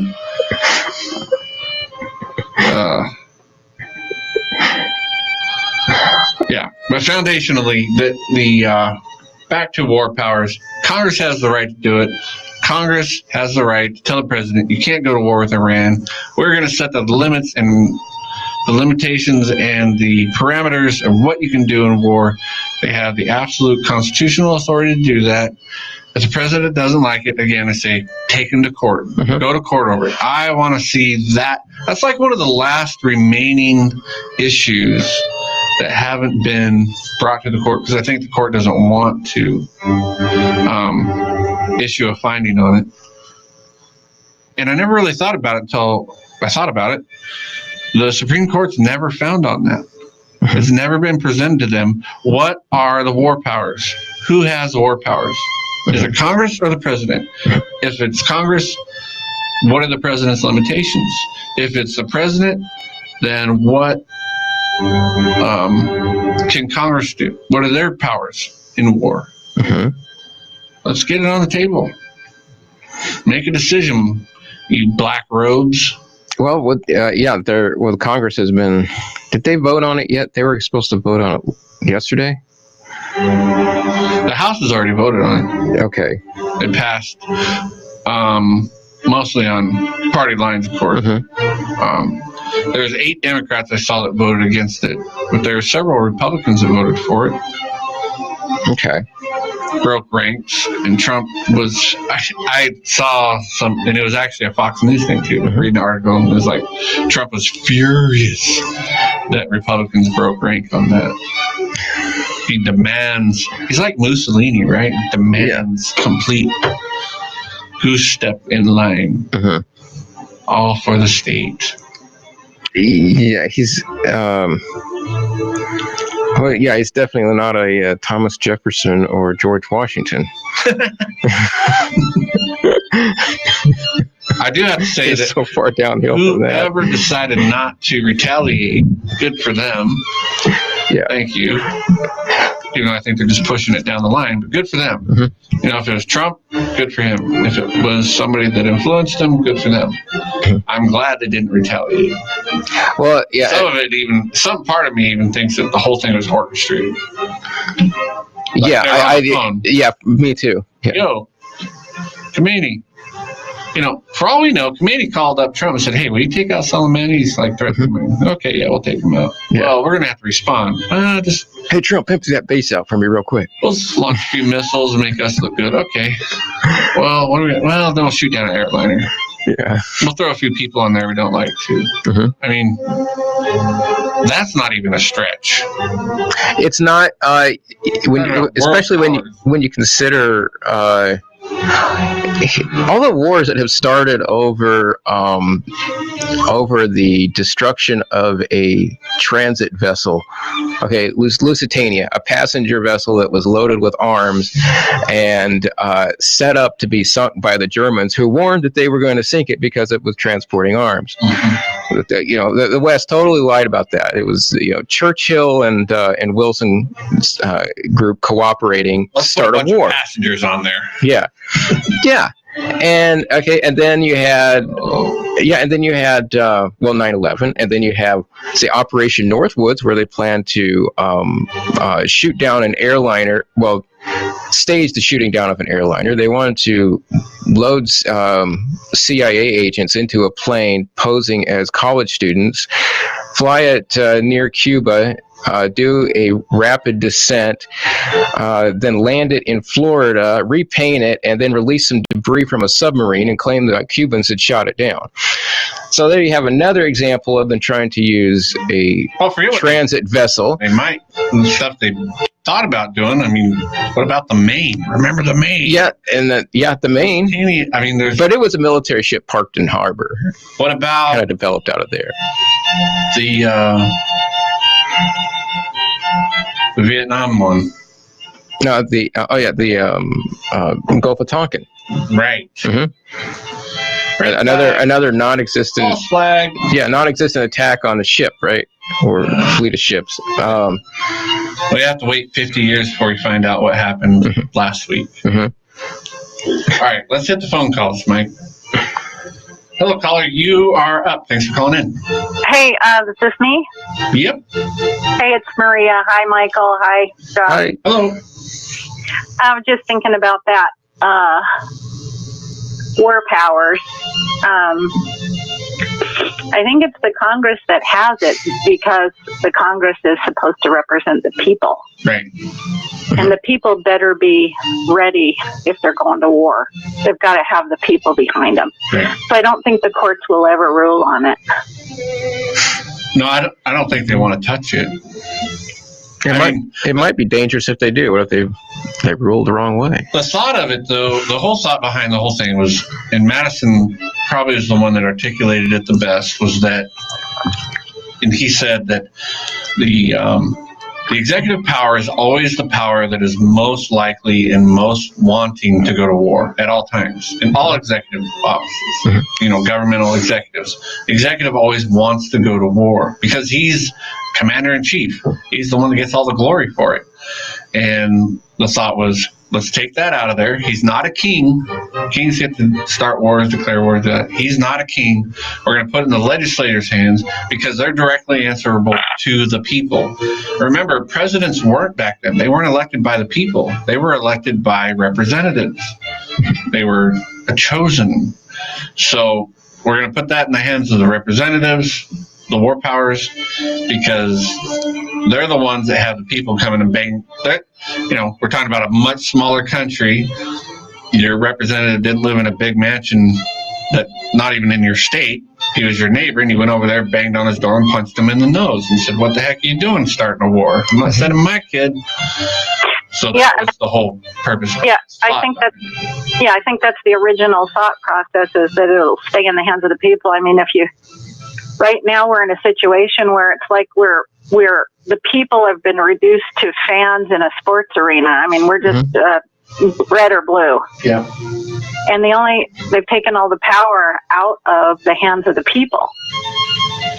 And so it's a whole different vision. But if you think about some of those movies that have been popular lately, whoever's going to start the war and go to war needs to, they need the backing of the people that are going to actually do the fighting. So absolutely, I think that's why it's in the hands of Congress, and it needs to stay in the hands of Congress.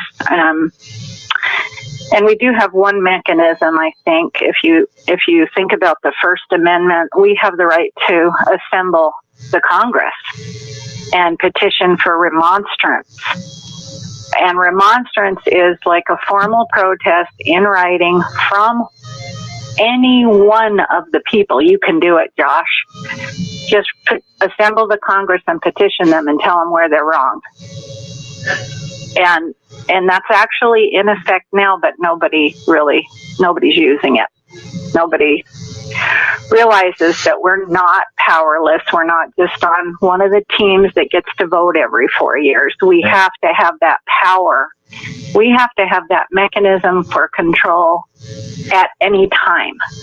Even, we hold the highest office in the land. So, yeah, we're supposed to. The other thing, too, is if you think about the way that the federal government works now, you have Congress, they take a recess from Congress and go home. It used to be they took a recess from home and went to Congress. Oh, yeah.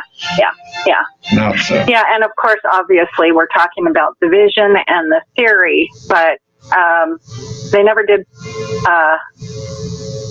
there can't be any rulemaking that abrogates the rights or the Declaration of Independence. So I think it's just a matter of, like you said, teaching your neighbors and friends what the vision is, and then maybe at some point actually having the strength to put it into effect, even now.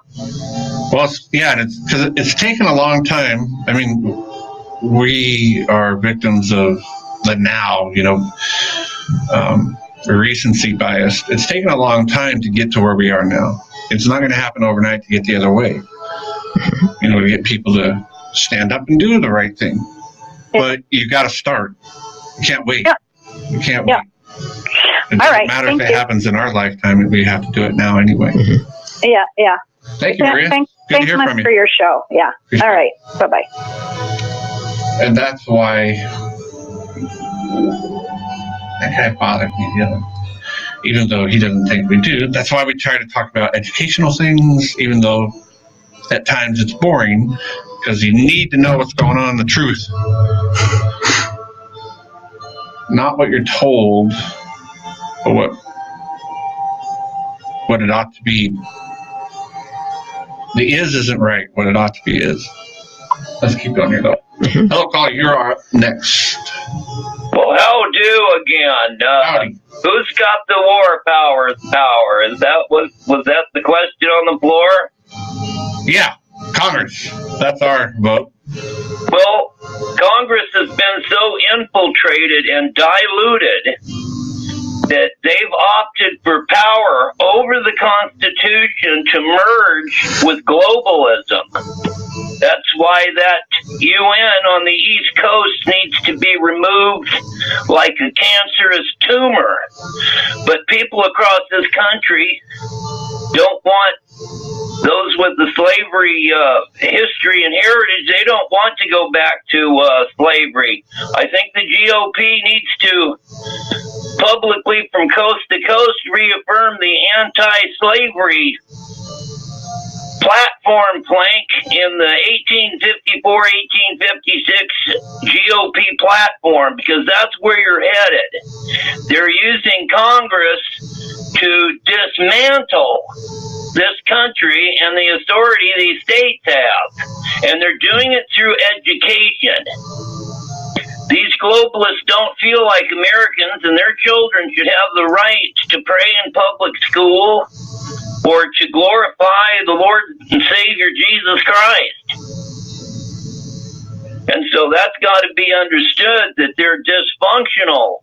The disruptions happen to the point where it's almost irreparable. Yeah, that is true. But I think things that just happened around the whole Middle East, the Iranian thing that just happened, I think it's a good time to take advantage when you have congressmen who, no doubt, it's all for political means. They have no desire to do their constitutional duty at all. Who's got the War Powers Act? I'd like to see the UN completely obliterated off of this continent. Alaska came into statehood 92 years after the 1867 Treaty of Cession, and promises were made. And in the interests of justice, the pre-1741 indigenous aboriginal peoples of Alaska, Alaska's first peoples, were retroactively recognized in December 1871. So this set up these regional corporations and village corporations that if you were born before that date, you were given 100 shares. But see, that's a private incorporated land-based inheritance. But what the schism is, as far as Alaska, is post-1741 to 2020, there's a public corporation composed of that history period, 1741 to 2020, and that's our public incorporated state of Alaska. And fellow Alaskans haven't been told they have a second portion of their land-based inheritance in their public corporation, which is this Mines and Mining Section 28A1 90%. We waited all these years for Anxel land selections to conclude, and then the Anoka land selections, which are all concluded today for all practical purposes for identification and conveyance. And what do these snakes do? They put a forfeiture default acquiescence clause on your Section 28A1 90% provision. And now there's even discussions on trading these huge parks, preserves, and reserves to satisfy this phony debt. And they're denying our 90% provision. So who's got the War Powers Act? Wars are made of such stuff. That's true. And I want the UN off the North American continent about as quick as you can blink an eye. Thank you. Thank you.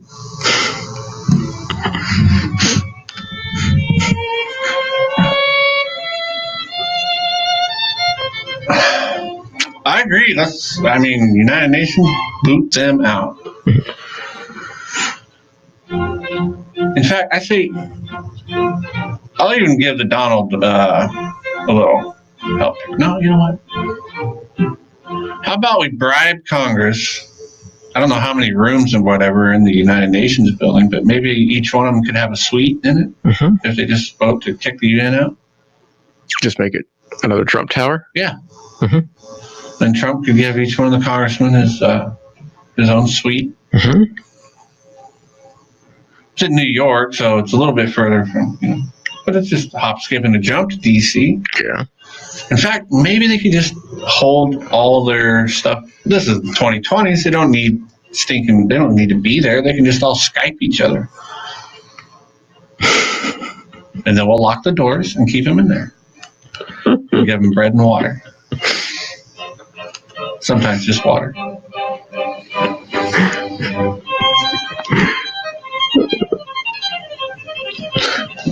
Sometimes things like that just kind of throw us off a little bit. We gotta recuperate. I'm ready to take a nap after that.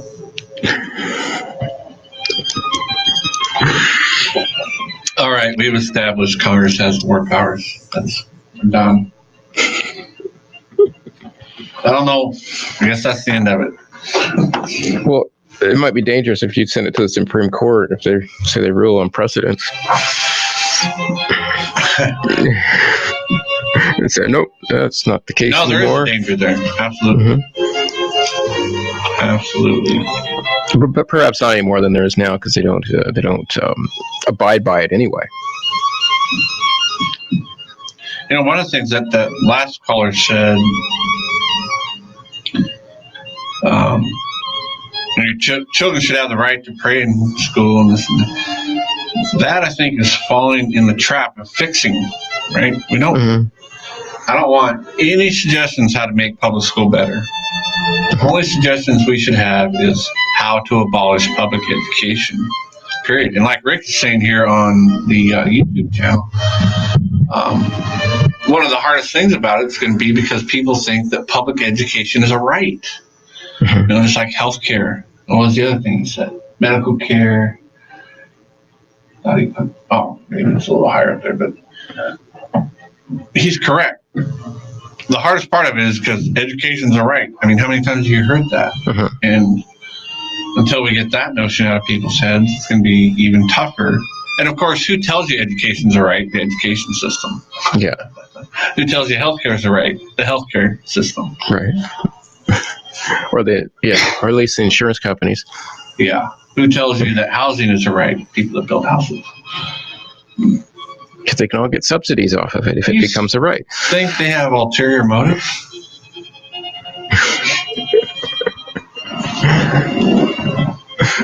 Yeah. Education system. It needs to be abolished, but good luck. Now the evil corporations are telling you have rights so they can get subsidized to provide their products. Right. Let's take the call and we can jump back on that. Oops, that's the right button. I'll call you are up next. Hello? Yes, sir. Yeah, isn't it all about women and children and dope and big money and the grand manipulation of,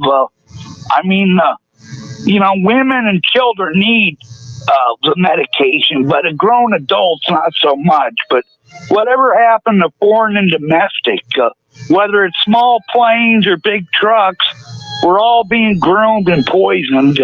We should just say how it is, really. Don't you think? Well, what do you mean about the medication? Well, drugs in society. Right.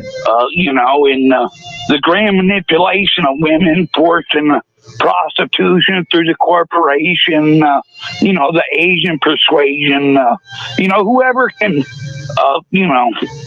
the private sector is being diluted too, really, So, what makes you guys any better? You guys are already established, but in a way, you guys are participating in this big mess too. Yeah. What I'm not understanding, I guess, lately. Well, at the end of the day, if you look back and think about what I said, maybe you will understand. Okay. Thank you.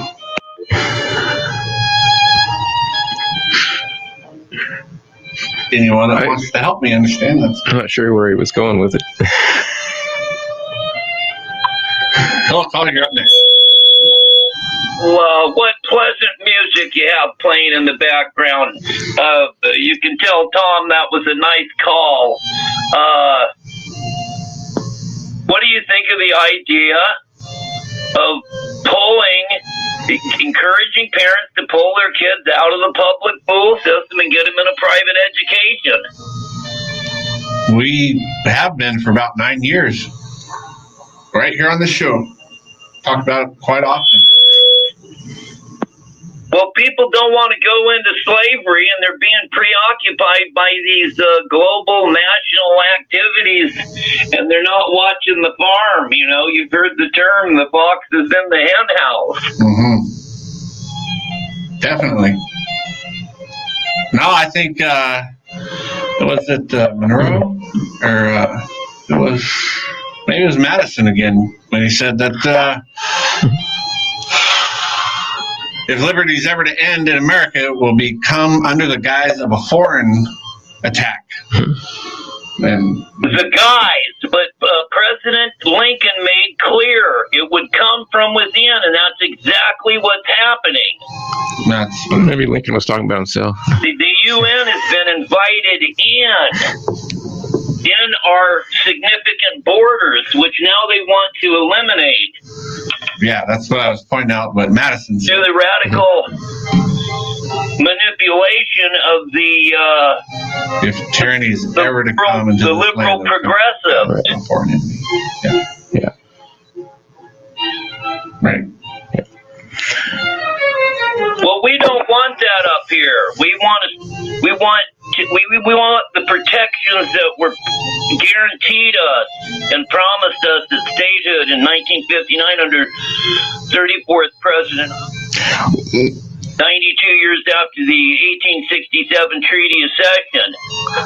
Now, they're trying to do this resource swap, and the ANCSA corporate board members, regionally and village, they're not even telling their own people that they own, along with all Alaskans, this wonderful public interest that's supposed to bless all of us. Instead, they come up with these cliches like the urban-rural divide. You've heard that one, haven't you? Yeah, I'm a little confused on the... What is your... Let me bring it all back together for you. Let me bring it back together for you. Please. The first 8 words of Alaska's Constitution is, "We, the people of Alaska, grateful unto God." I'm a grateful native-born Alaskan American. And what is your question?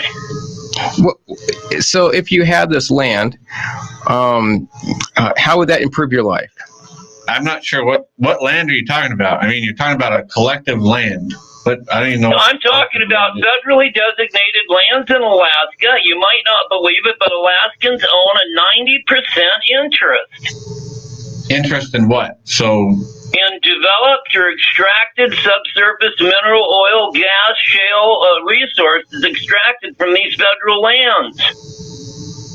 Oh, okay. I see what you're saying. It's very significant because back in 58, with the ratification of the Alaska Statehood Act, Alaskans were put in trust over this. Well, we have got to take the top of the hour break, though. Okay. Fourth, shall I hold? Of Alaska. More weather-related deaths in the South. I'm Joe Chiaro, Fox News. The National Weather Service says 3 people died in Alabama from severe storms. The deaths, in addition to 3 others in Louisiana and 1 in Texas since last night. More storms are expected today. Most of Alabama stretching all the way down to the Florida Gulf Coast, areas where we could continue to see some of that tornado activity. The ingredients are there. And this is that exact same system that swept through portions a little farther off towards the west. Fox meteorologist Adam Klotz. Iran being accused of trying to cover up the evidence in the downing of that Ukrainian airliner that killed all 176 on board, finally admitting blame. Remember, for the past 3 days, we've been hearing from Iran. They've been adamantly saying that the tragedy was not their fault, that a mechanical error probably forced down the plane as it took off from Tehran airport. But now, literally overnight, we saw it as we woke up here this morning. They're admitting that they did it. One account says a junior officer shot down what he thought was a cruise missile. It wasn't a cruise missile. It was a passenger airplane with 176 on board.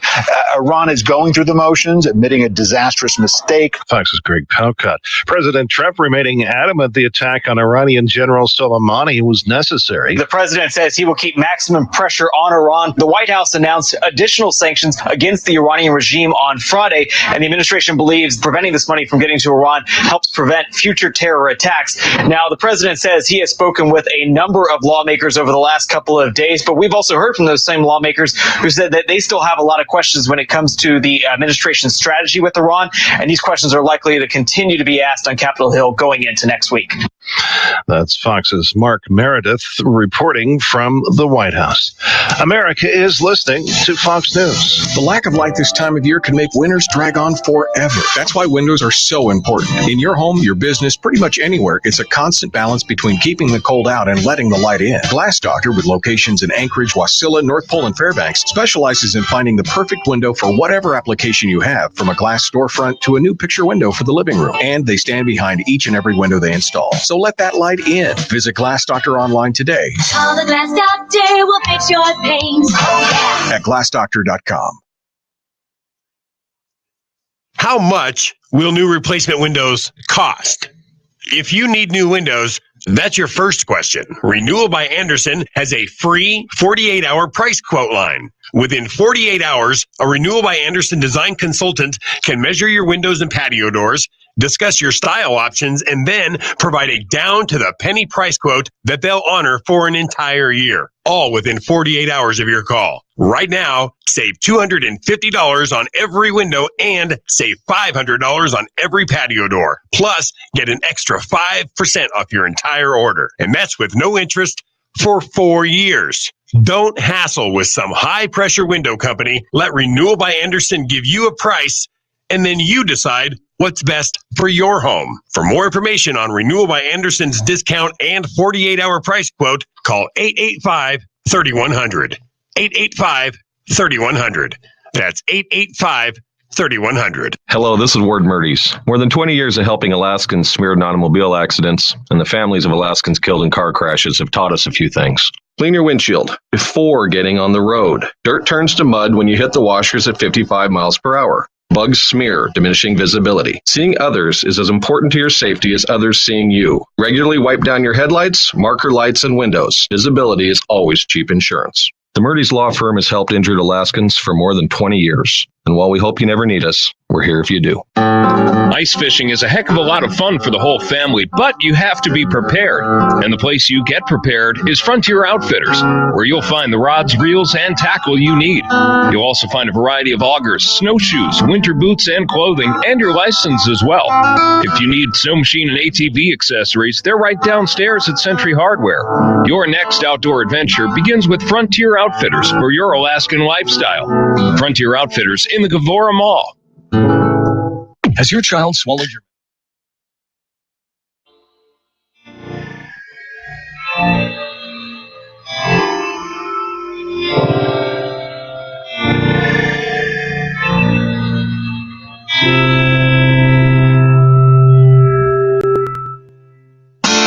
Do you know what's worth fighting for when it's not worth dying for? Does it take your breath away and you feel yourself suffocating? Does the pain weigh out the pride? And you look for a place to hide. Did someone break your heart inside? You're in ruins. One, 21 guns. Lay down your hearts and give up the fight. 121 guns. Throw up your arms into the sky. You and I.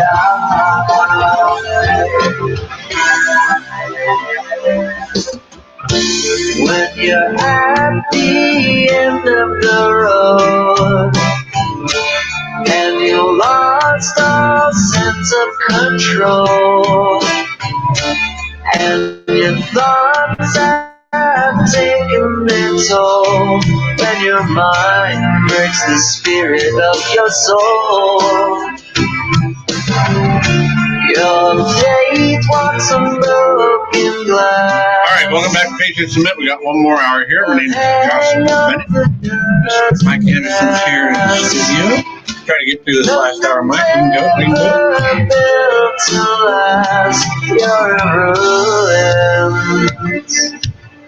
Yeah, Jared out here, he says, can you even imagine what an all-out world war would be like in this period of time? Oh my gosh. I don't think even Orwell has it. I think you're right. It would be the worst. You know, I was thinking about when the Donald was talking about, you know, taking Soleimani out and how that prevented a war. I seem to remember a single person getting killed at one point that escalated the whole world into war. Isn't there a movie out now about that war? There is. A certain Ferdinand, and not Ferdinand the cow from Disney, Ferdinand the Dutch Duke. The thief. The thief. Right. You know, and that's in their recent history. Come on, Donald. Mm-hmm. Put down the real estate book and read history. Well, it's a little over 100 years, so it's time to do another one over a dead thug. The war to lead to all wars? Yeah. Or was it the war to end all? The war to end all wars. Or to lead to all wars. Hello, caller. Thanks for holding. Hello? Yes. Yeah, it's Thomas again. What about an international DNA data bank to prove the manipulation of the displacement of people and drug smuggling the last 300 or 400 years? We're not really human beings. We're units for the globalist. There is really no left and right. It's women, money, dope, all that, maybe not in that order, but it just, we're all being groomed. And it's really a bunch of bullshit. Air, food, water, and shelter. Can't say that on the radio. Sorry, I had to hang up on you there, and you can't call back because FAA, FCC, CIA, FBI all say you can't say that. So. Hello, caller, you're up next. Oh. Hello, caller, you're up next. Hello. Well, I'd like to invite all your listeners to go to church Sunday. Great. Sounds like a good idea. Hebrews 10:25. Forsake not the assembling of yourselves, as is the manner of some, but encouraging one another so much more as you see that day approaching. Yes, sir. I like that, actually. It's a good point. I appreciate the call. So join us at the Gold Room Sunday. Oh, okay. Park Hotel, 11 o'clock. Where at? Westmark Hotel, Gold Room, 11 o'clock. All right. Bring your singing voices. Praise God.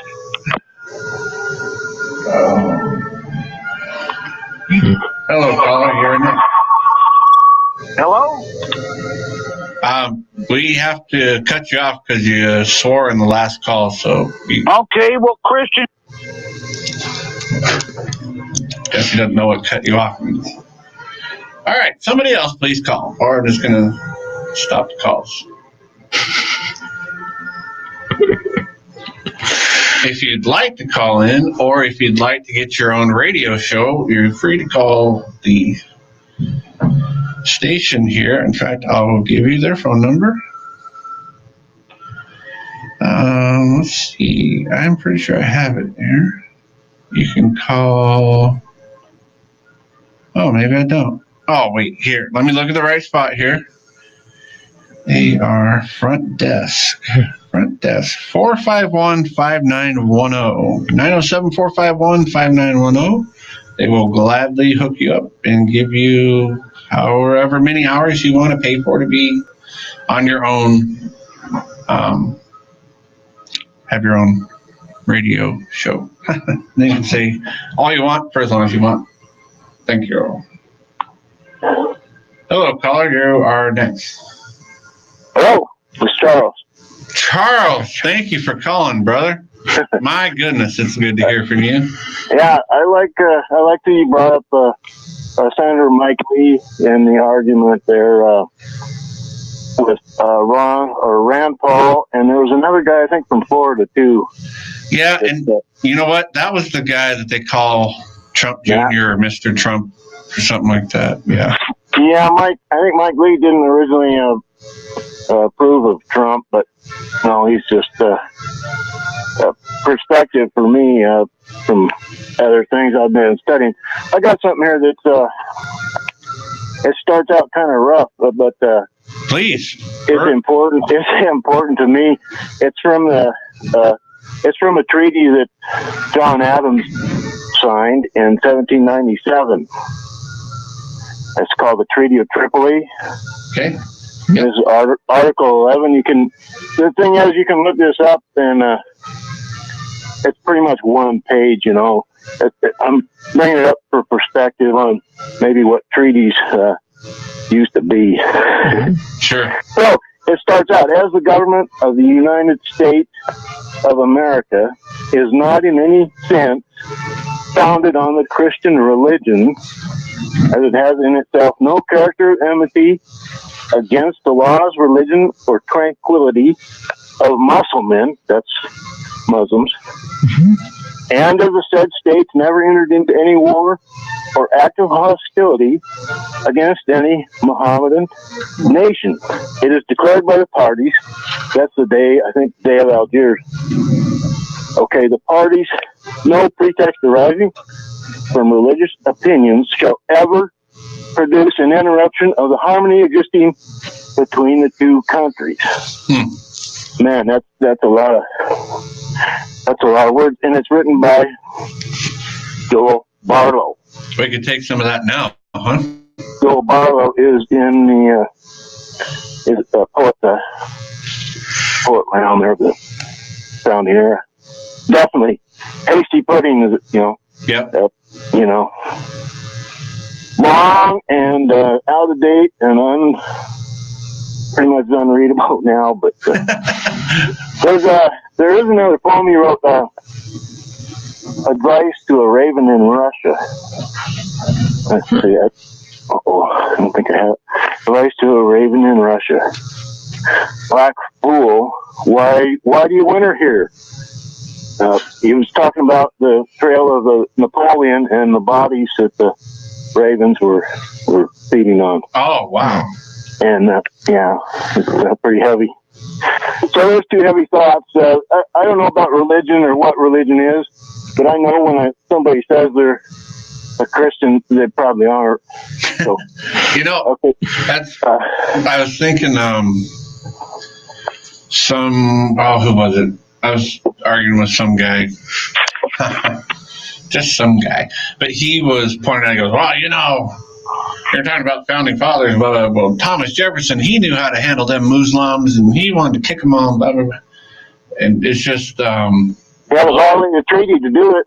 Yeah, exactly. Well, it's more nonsense because Jefferson was a student, not literally because he wasn't with, they lived in 100 years apart, but Jefferson was a student of John Locke, and one of Jefferson's favorite writings was Locke's Letter of Toleration, where they talked about the Mohammedans and how there's, in America, there's no Mohammedan, Christian, but there's just individuals. I read into that too, and I think John Locke was anti-Catholic. He had to leave. 1688 was the date of the Glorious Revolution. King changed out from, I think the Stuarts were Catholics, Queen and Mary. Yeah, they were. Make up your own, that's kind of how my mind works. Well, that was kind of his point here with America, is that, we're not going to be that way here. Right. Well, my conclusion is don't look for joining up with anybody to solve your problems. Unity is out of date, too. Why would we want to be united with people that are in the same country as us that we don't agree with? I think the Bible says something about do not become unequally yoked. Okay. Good advice. Thanks, man. Thanks, brother. Good to hear from you, man. I agree. Bye. It's hard to fight the collective with the collective in it. It's hard to collectively fight collectively. You just made my mind go blank. I had something I was going to say. Sorry. That was pretty funny. With Jefferson. Yeah. I would agree with Charles that our Constitution especially is not a Christian document because it says that Congress has the power to tax, and that is exactly opposite of what Christianity is about. You can't steal. Hello, caller. Thanks for holding. You're up next. Yes, I'm up. Yes, sir. Hey, Josh, maybe you're our church, huh? No. Why not? Thanks for calling in, though. Hey, maybe you should have Seriously, thank you for calling in. You should have some bumper music with the 7 words that we're not supposed to say on your radio. Yeah. They wouldn't let you play it, though, would they? No. I would be gone. Hey, one thing I heard on the news that came up was that shooting down at that airliner. Mm-hmm. One thing we learned from that, you paid attention, is those Russian missiles work. Yeah. Or at least they work on airliners. Yeah. I was looking at the specs of that SA-15, and looks like it does a pretty good job of knocking planes down. And they got lots of them out there. And I'm thinking Putin had some kind of a plan where he's going to make aircraft obsolete. Anything that takes off ends up getting shot down. So. Oh, he's kind of made aircraft carriers obsolete with his new missile. Oh, I think they've been obsolete for a long time. Yeah. It just hasn't been tested yet. Right. Those hypersonics they'll be hit them before they even pick it up on their radar. Mm-hmm. I think they hit them before they launch. They're so fast. But they got lots of missiles. I think 400s, the 500s. So I was looking at their specs. I'm one of the people you probably don't have anybody on your radio that ever saw a B-52 get shot down. I have on YouTube. Yeah. Yeah. I saw one. They were being shot down over my head in the jungle at night, and you see an orange flame. You see like an orange glow, and it's not the same color as the other thing. So, eventually they come down. But at least we know that they got some missiles there, and then if Trump wants to send a flurry of planes, maybe we'll have a test on those 400 missiles and 500s and see if they work real good. Yeah, I really thought about that because the one that they say brought down the Ukrainian airliner. That's I don't want to say a toy, but that's nothing compared to it. Was that a tour that took down the? I think it was. Yeah, the same one. Yeah, solid fuel, so like a Mach 3 missile. That's nothing compared to the S-300, S-400. Yeah, those will reach out long. Yeah, supposedly before they actually launched their missiles, they had mobilized 16,000 of them. Yeah, and then there's some talk of them mobilizing 80,000 for the future. Mm-hmm. I can't imagine they have that many. Let's just not go to war. How about let's not try them out? Yeah, I think they'll try that one time. They had the Iranians. I was reading in history. They had an experience with Saddam sending airplanes and bombing Tehran, and they got a hold of some missiles and were shooting down their planes down. So that kind of put the caboose on that. Mm-hmm. But anyway, the air is getting more and more dangerous these days, and maybe they'll have something where none of the planes come back, and then that'll be the last time anybody sends an airplane out to bomb anybody. Mm-hmm. That's my hope, and that it gets so dangerous that at least that part of warfare will end. So that seems to kill most of the civilians. That air stuff.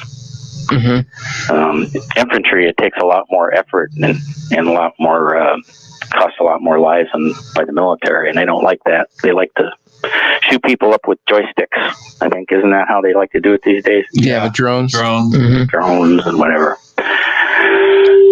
Anyway, just thought I'd bring that up.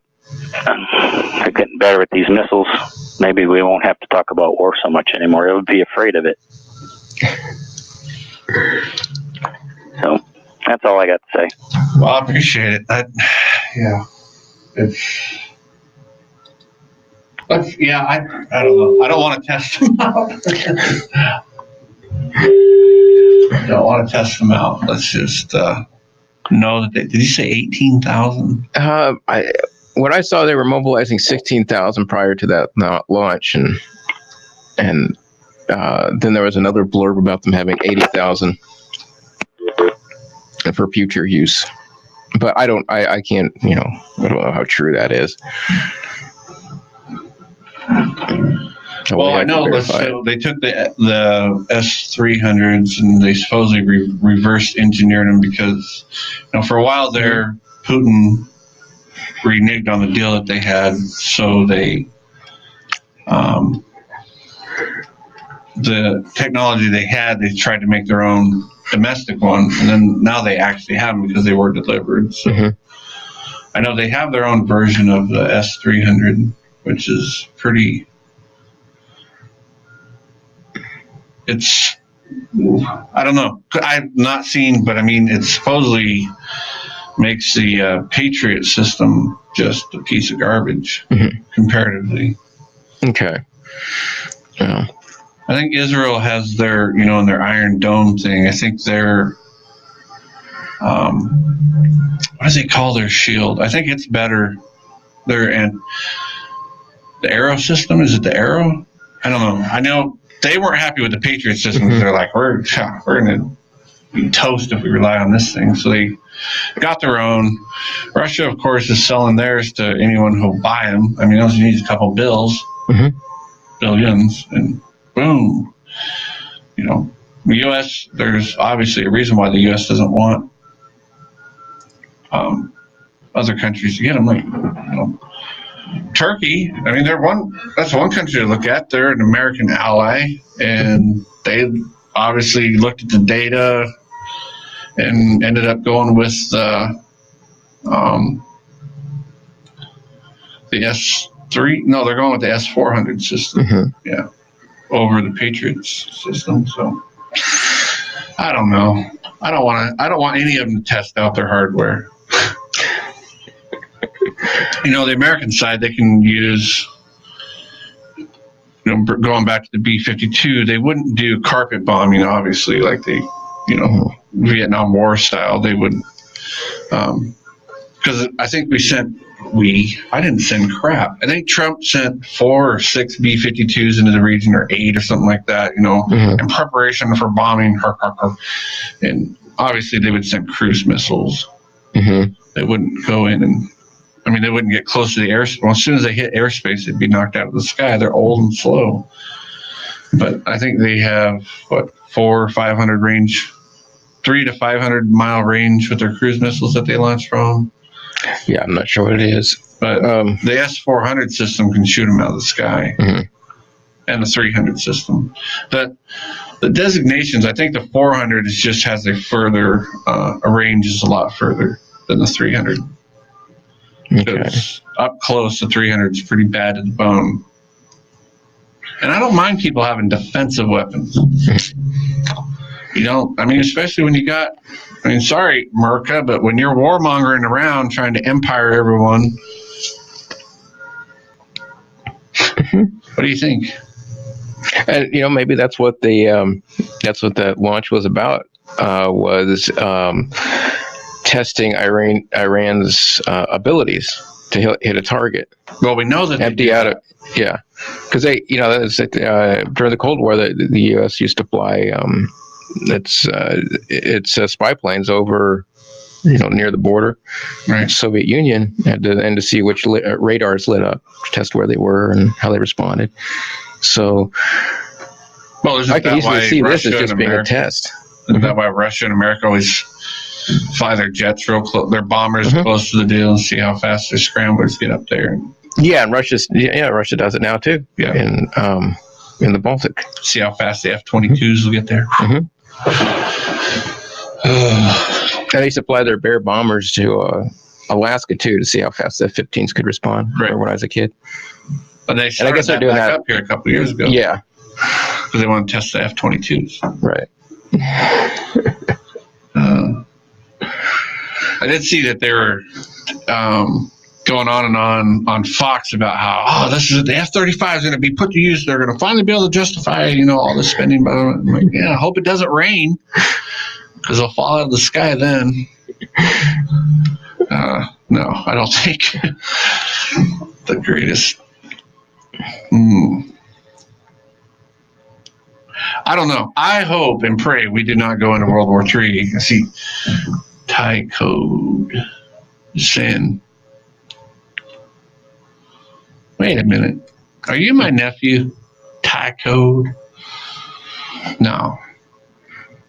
I think he has a name like that. No. Anyways, hopefully we don't.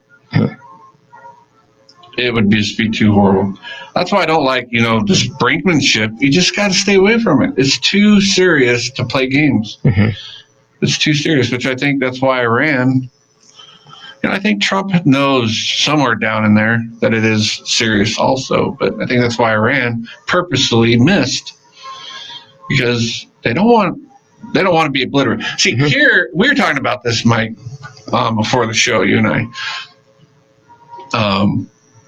Oh, wait, what was that thing that you said at the... Oh, yeah. So that one caller was talking about when I was mentioning Madison, Madison said, if tyranny ever comes to this land, it'll be under the guise of a foreign enemy. And then the caller said, no, we got to listen to Lincoln. That's what, and then Mike made a very astute observation. Madison was talking about Lincoln. Nice one. At least as a domestic enemy. Yeah. But actually as a foreign enemy, because the South and the North, they were foreigners as far as the state was concerned. Yeah. They were no longer United States citizens. What were we talking about? Oh, so Mike and I were talking before this too, is that before the show, tyrants, and no different than democracies, but tyrants don't go out and project their power, whatever. Their intent is not to get destroyed, right? Like Kim Jong-un, he has no desire to be obliterated from the face of the earth. The reason we were talking about this is because before the show started, the Glenn Beck show was on here. That's why it's good that we come on right after Glenn Beck, so do not listen to that guy. We'll counter. It'd be better if it was right after Sean Hannity, because then we could. Yeah, he was running a. That'd be such a contradiction, though. I don't know if people could. Yeah, he was running. I think it was an advertisement he was running that was talking about North Korea has the ability to hit us within such and such minutes. 40 minutes. Yeah, something like that. When they launched their nuclear weapon in 40 minutes, New York would get nuked. So he was selling some kind of bull crap. He's using fear again. Using fear to sell something. You Republicans need to stop that crap off. Knock it off. Gosh. And of course, he claims to be, a believer, and he's selling fear. Bible says not fear. Fear is one of the primal emotions that is typically used in advertising. You have fear and pride and envy. And a couple others, but it's one of the base emotions that is. That's advertising 101. Really, is you appeal to one of these emotions or a combination of those emotions, and fear is one of those. And in politics is all about advertising your version of tyranny, and that requires appealing to one or more of those primal emotions. And they do, they appeal to fear, to pitch the military. They appeal to envy, to pitch socialism. They're no different than a corporation trying to sell junk food to you. They're trying to sell something that's bad, or prescription drugs. Right. Yeah, government should have to do a disclaimer like prescription drugs companies do at the end of their ads. May cause blah, blah, blah, blah. Could you imagine after Trump gives a speech and then how long the disclaimer is? May cause diarrhea, may cause dysentery, may cause... Of course, they need to do that before they talk. Warning, before you watch this program... That's some fast talking. Before you watch this programming by a politician, may cause... But anyways, we were talking about that these despots that are in, North Korea, the Ayatollah of Iran, Syria, they don't wake up every morning wanting to go to war so they can get obliterated. Their whole goal in life is to stay in power, just like every politician in America's whole goal in life. Every time they run for office, it's not because they want to lose, they want to win. They want to win. So to think that, when your media is telling you, oh, these are madmen, they're crazy, they're going to launch, Un's going to launch a missile strike. He's going to get one off? He doesn't even have, first to attack New York, he would have to have a missile that can reach New York.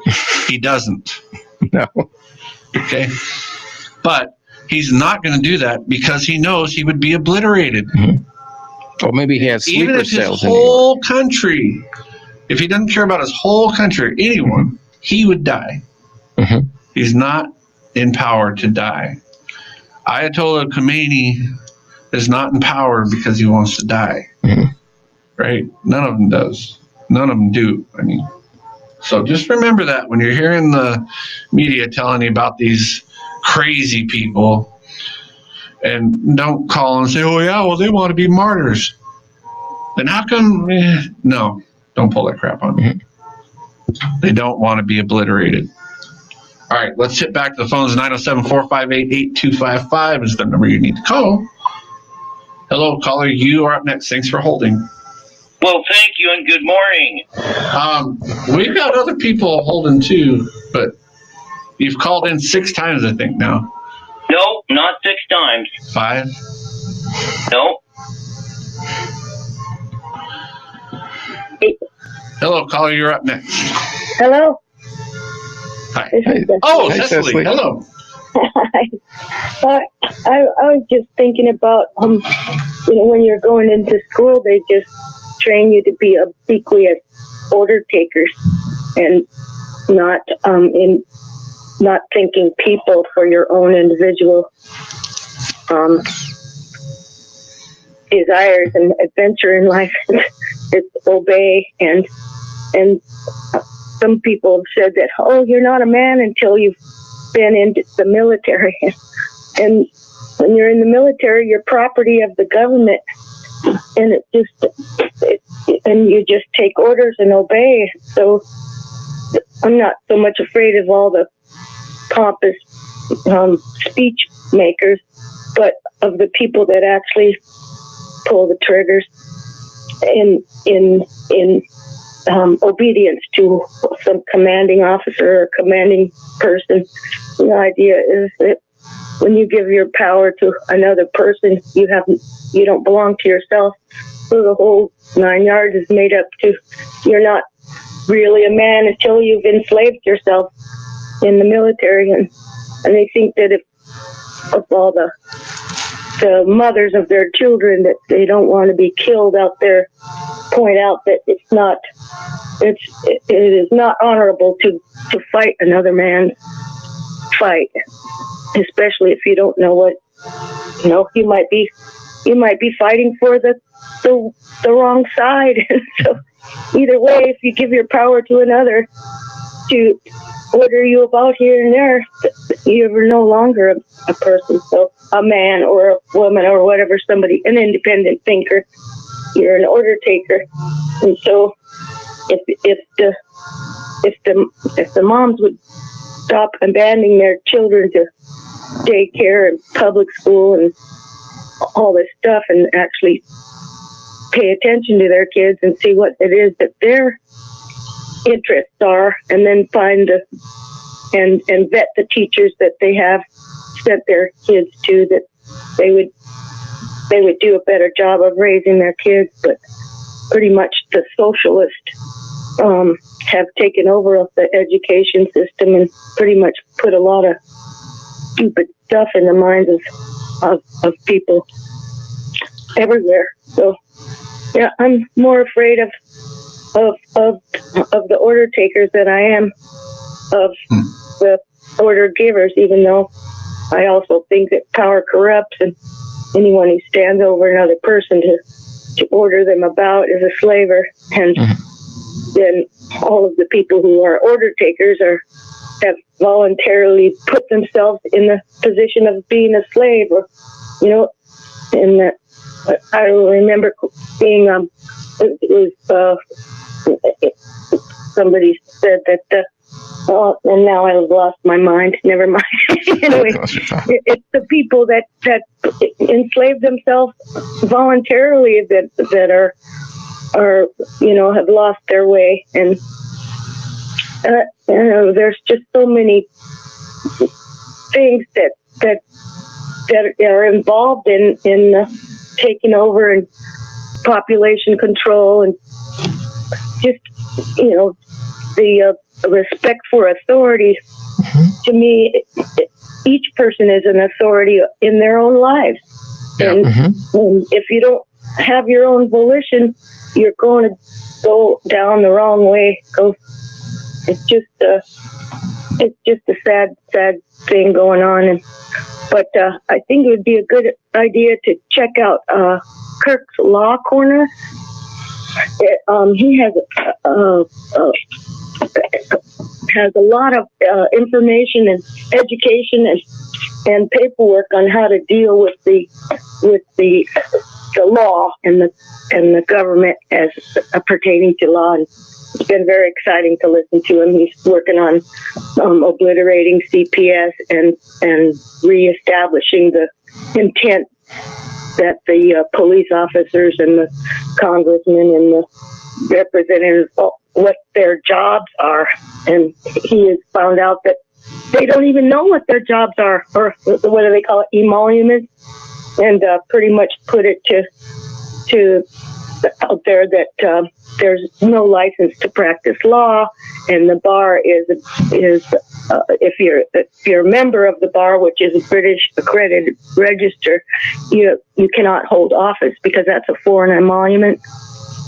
And the emoluments are, this is what it's a description of what your job is, and many of the people in the bar don't even know the law. Yeah. So, anyway, it was pretty cool how he puts it all out there, and then he puts together all the paperwork you need to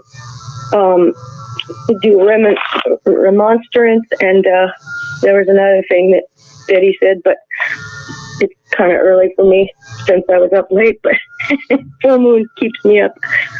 Out prowling around on the full moon, huh? 50-0, Cecily's out. Ooh. I was just laying in the bed saying, why can't I sleep? Okay. Well, we'll believe your story. But really, check out that Kirk's Law Corner. It's very informative and actually gives me a little bit of hope as to the internal affairs and what their jobs are, and finding out that they don't even know them. So it's really cool you could actually point it out to the people that are in the government. This is what your job is, and a lot of them are excited to find out what their job is, especially if you go to them in a friendly way instead of tell them that they're no good, but tell them, hey, this is what your job is. How about doing that? Anyway, it was very exciting to listen to. He's on Monday, Wednesday, and Fridays. He has Kirk's Law Corner. Check it out. It'll be pretty exciting. Yeah, he has a YouTube channel also. Yeah, I don't know why stuff comes up on my phone, but it sure is mine once in a while. I guess somebody's putting it through there for me to pay attention to, and it definitely gave me hope, because I had given up after I went to court. Yeah, they're not doing their jobs at all, and to come to find out they don't even know what their jobs are. But then he has this whole thing. It says, hey, check it out. This is what your job is. and some of the people are getting excited about knowing what their job is. Mm-hmm. So anyway, it'd be a fun place to go on occasion if you want to feel better about at least the internal workings. Thank you very much for your show. I just love it. And another one that gives me hope. Well, thanks, Cecily, and be careful on those full moon nights. Oh, yeah. I stay in mostly. I'm a recluse. Thanks for the show. You're like my social interaction. All right. Thank you. Take care. Have a great day. You too. Bye. Bye for now. Ooh. I was just teasing. We got one more call here though. Hello, caller, you are up next. Thanks for holding. Mental health liberation and, let's be honest, high court. Sounds good.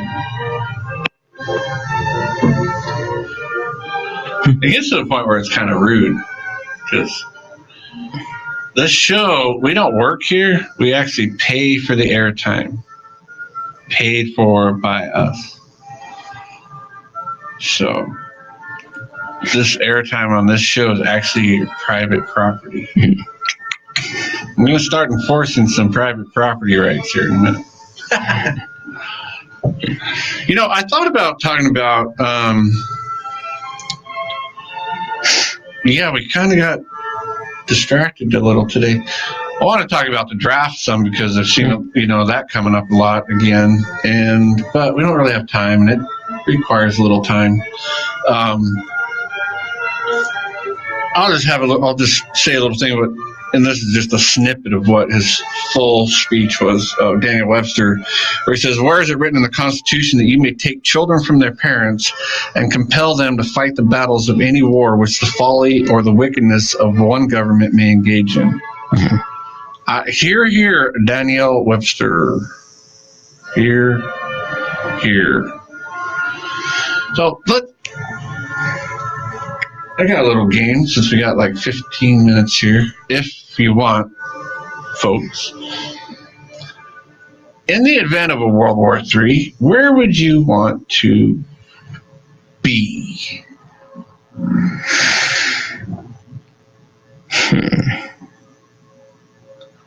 If you want to tell us in the event of World War III where you would want to be, let us know at 907-458-8255. If you don't want to let us know, because secretly you have plans to go there, that's fine too. Don't tell us. Or if you do want to tell us, we'll plug our ears.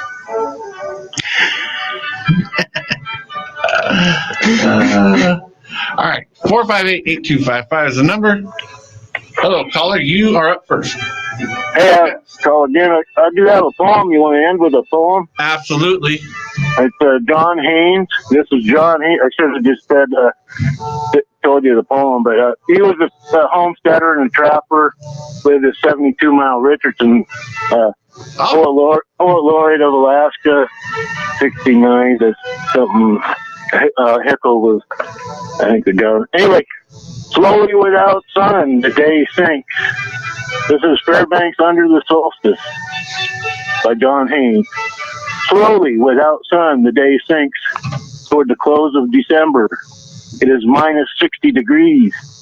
Over the sleeping houses, a dense fog rises, smoke from banked fires, and the snowy breath of an abyss through which the cold town is perceptibly falling, as if death were a voice made visible with the power of illumination.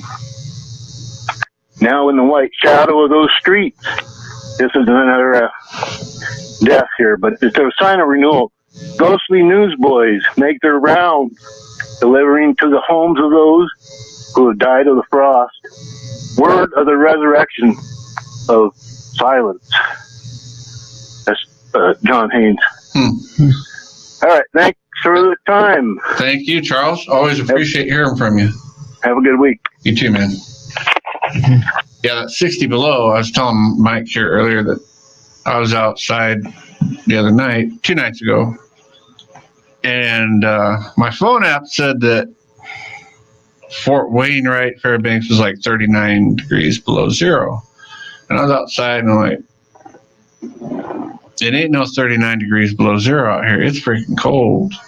So I went in and got my trusty, handy, very well, just does its job, digital thermometer. My little gun, my heat gun that I use for, I use it at work to check on dead cylinders in the semi-trucks, the motors and stuff like that. So I was like, I'm going to try this outside and see where it goes. And it goes to minus 60. Most of them don't go down. They usually go up really high because you're not trying to see how cold things are. You're trying to for heat. So I went outside, went down on the lawn and shot the lawn or the snow, and it showed up at nothing. I thought, well, that's weird. It's a piece of junk. I know this thing works. Just use it in the house. Make sure the batteries are good. Did it again, nothing. I'm like, well, crud. So I shot my pant leg and it said 57 below. I was like, oh, wait a minute. Then shot the snow again and it went, blank. So it was at least 60 below 2 nights ago there at the house. Right there by the slough. Nice and chilly down there at Poverty Flats. All right, let's hit the phones here. Hello, caller. You are up next. I am up. Yes, sir. I'm up next. I was intrigued by your question. Where would you be? Where would you want to be? You said if there's World War III starts. Yes, sir. Well, yeah. Define that. Where is World War III starting? Is it starting in New York City, or is it starting overhead, or what? Well, I always assume America's involved in it, so I don't know if there's any. I don't know. I can't see when anybody waste a nuclear bomb on Fairbanks. It would be a waste. Anyway. Yeah, they probably figure we got it bad enough. They're like, why do we? Yeah, because we've already got one disaster a year up here, don't we? Yeah, winter. All they have to do is cut off our food supply, and we'd just dry up here, wouldn't we? Right. So what difference is it? So it just matters where World War III is. If it's going to be overhead, I'd like to be right under it. I think I had one of your callers in the past before said that. Said I must be right under it. You wouldn't feel a thing. Nope. You'd be, anyway. Your worries would be over. You're talking to someone who has experience with nuclear weapons, so I really don't want to talk too much about it. So you have a legitimate concern. This world is getting more and more dangerous. What are we up to? Nine countries with nuclear bombs now? Is it only 9? I think it was 9. Who else has picked one up recently? Well, I guess it's not real recent, but Pakistan and India, saber rattling. I always keep. Yeah, I heard they bought their nuke, suitcase nuke from when Russia broke up. I heard that they got one from them. 20 million or something they paid for it. Well, and we don't even know how many they actually had and where they all went. Oh, that's not real exciting. Plus the hydrogen bombs we lost, right? There may be a few of those floating around that haven't been set off yet. That's crazy. Yeah. It is crazy. I don't know. I'm trying to think of who was the latest one. I know. I'm just thinking. For some reason, Pakistan and India, but they've had them for a while. I'm just thinking because I keep thinking they're going to do a little exchange any day. These people are crazy sometimes over that borders. Ooh. You know, I'm not getting this off of YouTube or anything, but most people won't say anything about Iran having a nuclear bomb because they really don't understand how they're made and how they're set off. And I don't know. My mind says, yeah, you've already got one. You're just not telling anybody about it. Like when remember Cuba? We were ready to attack Cuba. Yeah. And they had 10 tactical nukes ready to use. And nobody knew about it. So that could have been World War III right there. Yeah. But Iran has, if you check, they're up there in the top 10 for having uranium mines. Right. Okay, they've been moving up steadily over the years. They're not up at the top right now, but they got their own uranium mine. You know what the main constituent is for a dirty bomb? Uranium? Well, that's the trigger. Oh. What's the other component? That is the worst. Remember Dr. Strangelove? Oh yeah. Okay, well that's real. I mean, it's not what they called it wasn't real. Right. But the concept is real. It's cobalt.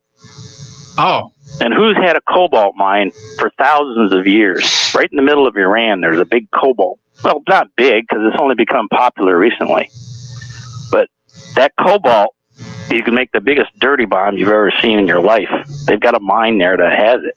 So you've got the two components right in their country to make one of the most worst bombs that there ever is. And why is the cobalt? Does it attract it? Hold on to it? No, it's half-life. If you put a cobalt bomb on any place like New York City, it would be 105 years before you'd be able to go over to New York City to go walk around.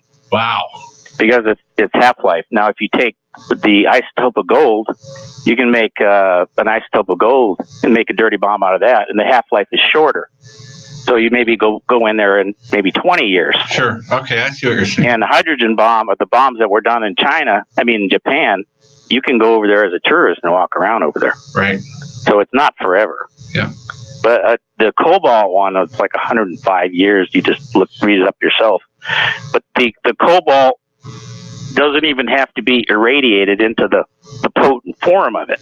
Oh. If you just take the cobalt mineral element, okay, separate it, and then wrap that around the jacket of the nuke bomb, the process of the trigger going off will irradiate the cobalt and then make that so it's the dirty bomb. Man. The other way is to stick it in a reactor and let the cobalt soak it up and then blow that up with a conventional explosive. Either way, you area denial.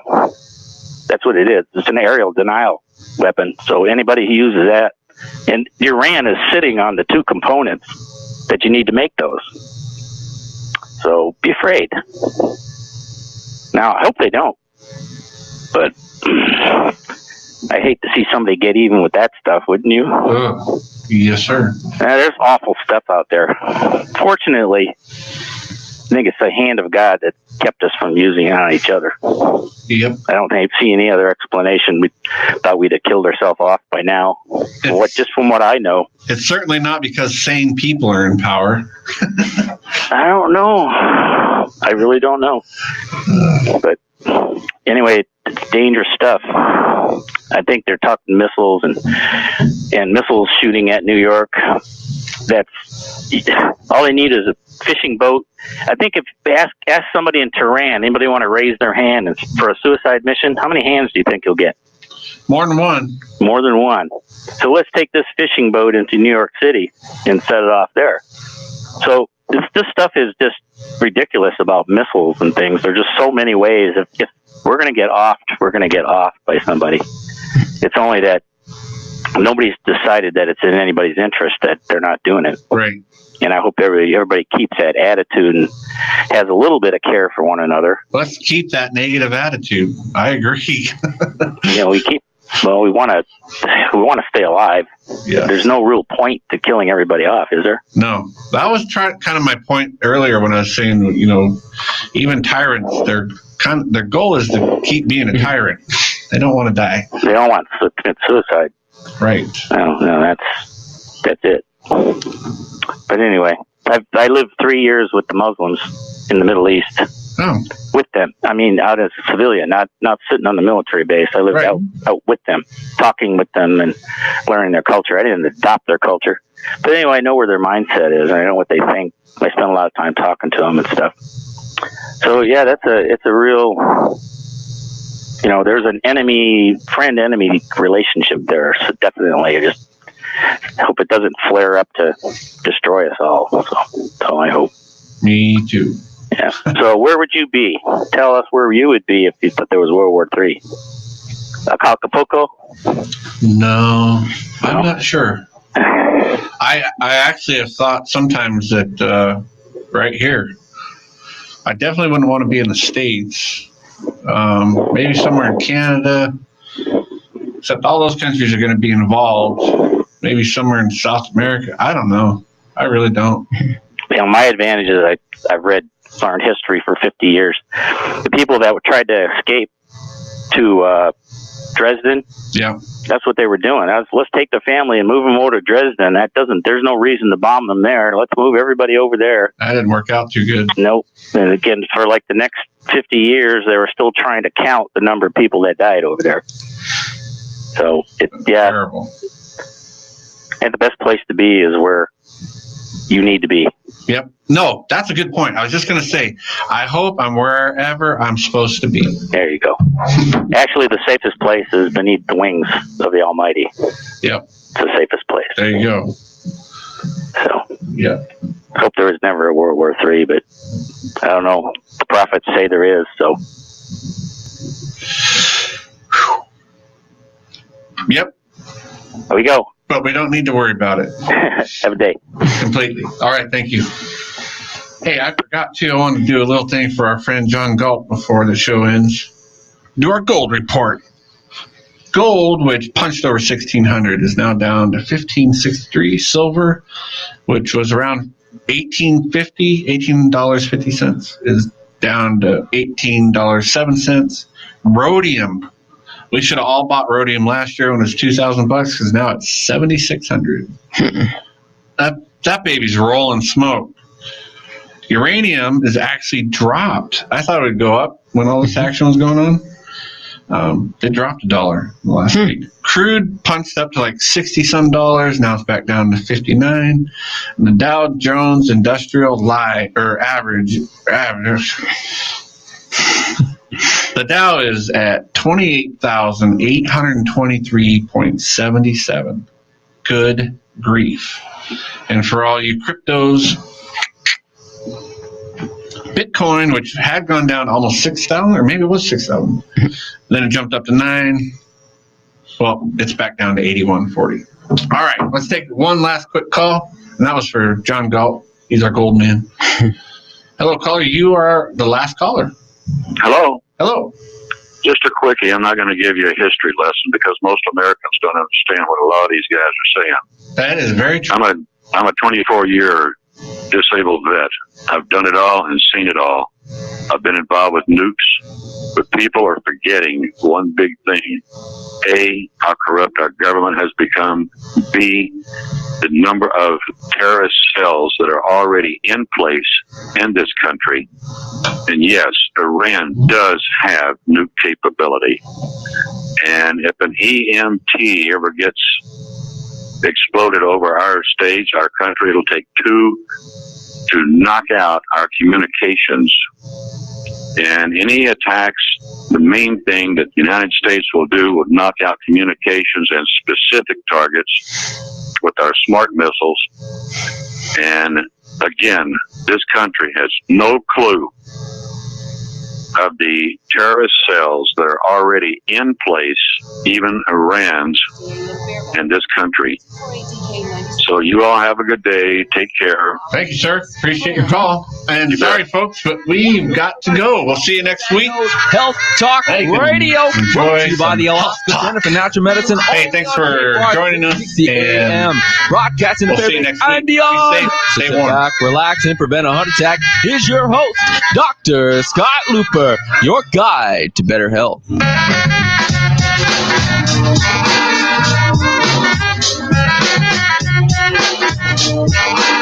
Good afternoon, Fairbanks. Welcome to Health Talk. I'm Dr. Scott Looper, and I'm your host today as we talk about health, how to get it, and how to keep it. Today, our guest is Sean Whitmarsh. Sean works with us at the Alaska Center for Natural Medicine, and today we're going to talk about posture. But before we start, let me